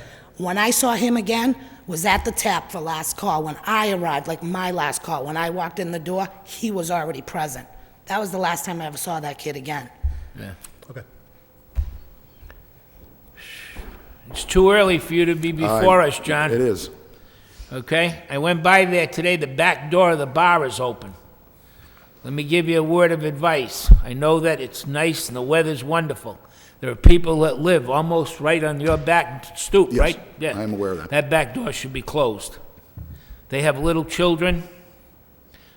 The guys go out in the back. They can't be seen from the street to start out with. But, we've had, when your predecessor owned it, we had complaints. So I've always gone by and glanced at it. And today, coming down here, the back door is wide open. And I'm going to tell you right now, I don't know who's living in the house. I don't think the people have moved. But I'm going to tell you, the back door of the bar should be closed. No, I'm because well aware of that, That and I noise promise. is going to go right into that house. And they're going to be right down here. And guess what? You're going to be down here also. Secondly, I think I told you when you got the license, you are responsible. I know that people, they step outside your bar to have a cigarette. You got to set a hard and fast rule. There's no drinking on the sidewalk. Even a Coke, because guess what? People drive by and they don't know it's a Coke. So they're calling up saying they're down drinking on the sidewalk in front of the Highland Tap. No, I wouldn't have that. Okay? A majority of the time, I'm there 12, 14 hours a day. And I Well, have been since that's I the opened. joy of owning a business. And I expected it. Okay? And I had also received the letter from the Lowell Police Department I'm commending going me for to, you're saying this happened, and it bothers me that somebody from somebody at the bar called, okay? You should have your telephone behind your bar programmed so they press a button, it automatically rings to the police station. The moment something like that happens, now, I'm going to listen to you because I know the bar is very small. It's kind of a horseshoe-shaped. You haven't done any renovations, have you? No, sir. No, okay. So it's kind of a horseshoe-shaped thing, and possibly this happened in the bathroom. But, this guy didn't go in and smash his face into the bathroom wall. Somebody helped him. I don't doubt it. Okay. But I was not in there. Well, common sense. I would think somebody helped him. All right? And that's the type he's not here. Where is that person? He's not here. He's probably up at Winnipesaukee fishing for the afternoon, having a good time. You're down here, looking at your license, your livelihood, what we talked about earlier, what Commissioner Gary said. It's your livelihood. You're putting 14 hours a day in, and you're putting up with some idiot. You don't need that. okay? I A understand. guy coming downtown, and whether it was the Shamrock or whether, I mean, he's testifying to the officer that he was not allowed in at the Shamrock because he was drunk. That's what he said. But yet you let him back, whoever was running the bar that night, let him back in your bar? Hello? 90% of the problems we have right now are from the surrounding towns. You know why? Because their bars close at 1 o'clock. So people jump in the car and down Gorham Street and right to the first bar they can grab. They gotta have that last couple of drinks. And you know what? The guys that are running the bars in Lowell and sell them those last couple of drinks are the dumbest people you ever met. And I say it on television. Because you know what? For 2 lousy drinks or 2 lousy beers, they're gonna be held responsible for whatever happens the rest of the night. Because after they wrap themselves around a telephone pole or get into a car accident, guess who's gonna be liable? Where'd you have your last drink? Oh, I went to the Highland Tap. So you're gonna be coming to see us. Okay? Yes, sir. We'll put this complaint on file for a year. 1 year. Make a motion, we put the complaint on file for 1 year. I'll second it. All in favor, say yes. Yes. Okay, we're not taking any action. The complaint's there. If you come back before us, okay? Thank you. Keep an eye on the bar. It's your livelihood. I've learned a few hard lessons in the past couple of Well, months. I hope you have, because, okay? Thank you. Thank you. Care to revisit a matter to Yeah. do with one-day license applications? Yeah. Mr. Dyke? Thank you, officer. Thank you. Summer, what's your name? Summer Elglinsky is here. Elglinsky. John Dyson has Okay. returned. Come up Put to her the in mic, handcuffs. please. Did you chain her up? Okay. Okay. Introduce yourself, Summer. Hi, I'm Summer Iglinski. Okay. We had talked about, you need to know, okay? There's nothing more important. I mean, I understand that, you have rehearsals, yeah, but this is important. Number one is you're running a business out of a city building, the auditorium, okay?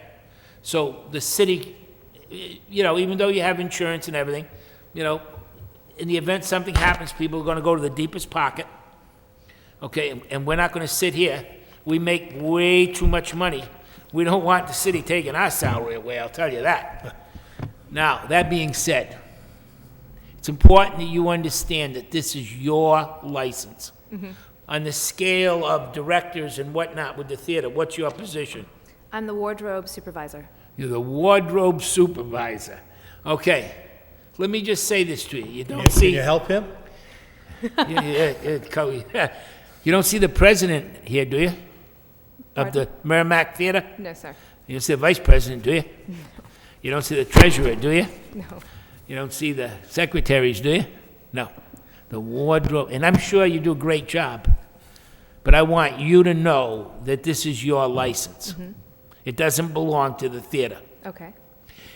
Today, just as in some of these folks, not so much with the theater, but I'll give you a scenario. Honey, do you want to go to the theater tonight? Let's go out, we'll have a couple of drinks and we'll go to the theater. Well, people go out and they have a couple of drinks. Now, there's nothing wrong with that, but, maybe they took, a pain pill or, everybody's got an excuse today. Everybody's got an excuse. I was on Darvon or something because my shoulder, my tennis shoulder was bothering me. So you have a couple of drinks and it affects your driving.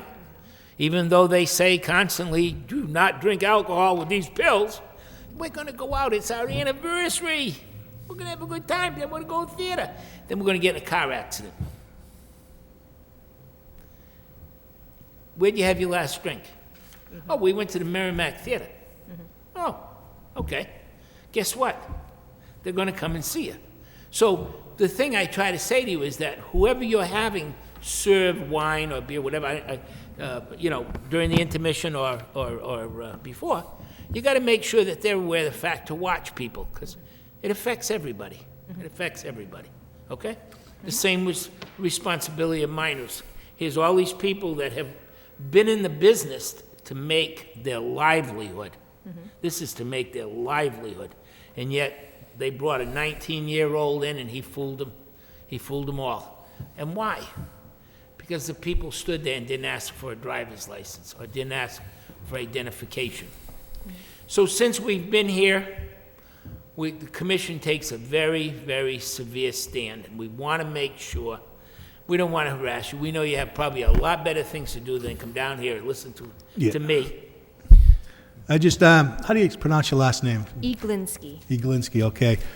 You've never been before us before. It's just part of our responsibility is just we've got to meet the people that we're giving licenses to. So I understand that there's some obligations that you have, but I'm glad you're here. You seem to be a responsible person, and I don't have any qualms about giving you the license. Why don't we got to revoke a prior vote so we can just give her all these licenses now? Why don't we do that? So. Okay. So we make a motion to revoke. Well, reconsider the other matter Yeah. with regard to the dividing it up, so that Yeah. John Dyson is not at He all won't. involved. We're going to give Ms. Iglinski all the dates. That's all right with her, okay? Okay. All right. Because under law, you can only have so many dates per calendar year.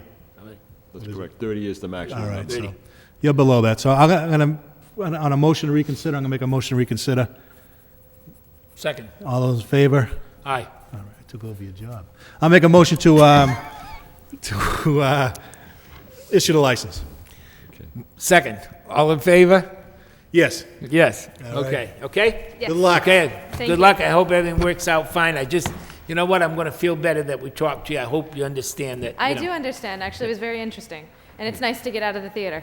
It was interesting. We have a seat right here. There's an open seat. You know, we're having trouble filling it for some reason. All right. Talk to the Take manager. care. We're having trouble filling it for some reason.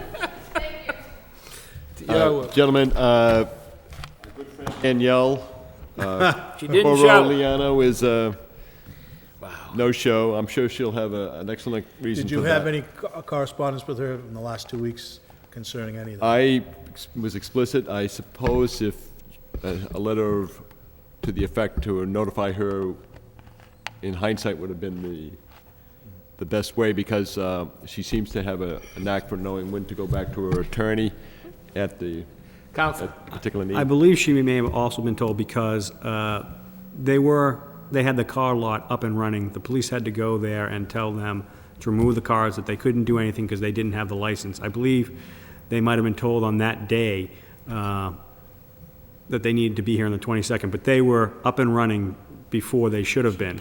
And they were told... My understanding, Right, if she and they- wasn't going to be here, one of the directors were going to be here so we can approve him as a director. Mr. Exactly. Ronaldo was supposed to be here, but my guess is there was some conversation when the police had them remove all the cars and secure the lot, and that was maybe a week and a half, 2 weeks Because of ago. what? Was anybody gone by there recently? So I haven't gone by. I mean, You haven't gone by. I can What are you doing? inquire, but I know Where'd you get that car you're driving now? I was in an accident yesterday on the way back to work. I will say that. Oh, it's complicated. So I might need a new car. Yes. All right. Yeah. Okay. Thank you. All right. Okay. Go over, tell them we'll be right up. Okay, so the question is, Second do half. you wish to have the license suspended forthwith, or send a notice to appear for the next regular meeting? How do you wish to proceed? I know you, on good faith, I consulted you on the phone on March the 13th or thereabouts, because she had come in to the office, she had the bond of $25,000. The corporation is in good standing. It's a common practice of the licensing board for any corporation who has a change in officers, directors, to get approval from the local authority. However, the corporation, I just checked this morning with the Secretary of State's office on their website for the corporate database. There have been no changes since the last change made on March the 6th. They're not going to be running any cars out of there. Supposedly, you're not supposed to run any cars out of there now, right? Oh, they are. They She have- has they the have a license. license now. She brought the bond in. I Okay. issued the license. All right, Why all don't right, you- subsequent, Right, okay. after they were shut down, lo and behold, then the Let's bond see if we All right. can- let's see came if we in. can clean it up. Send her a letter, Send her a letter. certified, and tell her to appear before the next meeting, or we will move to revoke the car license, and there'll be no further meetings. Okay. So I'll send a notice to that effect for You only get a- revocation. There's only a maximum of 8 you're allowed to get a license, 8 meetings you can attend. Let's make Yeah, up a rule. Yeah, that's a rule. I'm sorry? There's a maximum, you can only appear before Eight. 8 times in a row. 8 meetings. And You can't she's get in pushing 8 it. meetings, then you Yeah, don't get yeah. it. Well, I think she had one in August, that was like a half a meeting. Okay. With regard to communications, Yep. the Lowell Memorial unfortunately has had to cancel 2 scheduled activities that were licensed by you earlier this year. Beetlejuice for April the 5th and the Fab Four, which is for September the 15th. They'll be requesting a credit of the license fees paid and has been submitted to the city treasurer's office. Tim Sullivan is an attorney at 112 Middle Street. He called the License Commission office some months ago. He's forwarded a communication. His pet peeve is that the Cafe Paradiso has a practice of playing music through its amplified system outdoors in the morning and apparently throughout the day, so it's disrupting his, though, with all due respect to Attorney Sullivan, the licensee Cafe Paradiso has never appeared before you for noise, Send him a letter, get him amplification in. of sound permit All right. for this type of activity, Yep, which send is him what a- they would be required to do. Okay. Yeah, Yeah, send them a letter. Okay. yeah. And then we will have other hearings Yep. for the next meeting on the 12th of White Eagle. April. Kamara Restaurant in particular, I hope that Captain Demore will be Yeah. ready for that. The bridge, Europa, and waiting. The bridge, Europa, and Monorom, and White Eagle all 1, 2, have 3. the All right. sting, affected by the So sting. there'll only be 1, 2, 5. Yep. That's correct. We'll get out of here by 8. We're coming home, Benjamin. Motion to adjourn.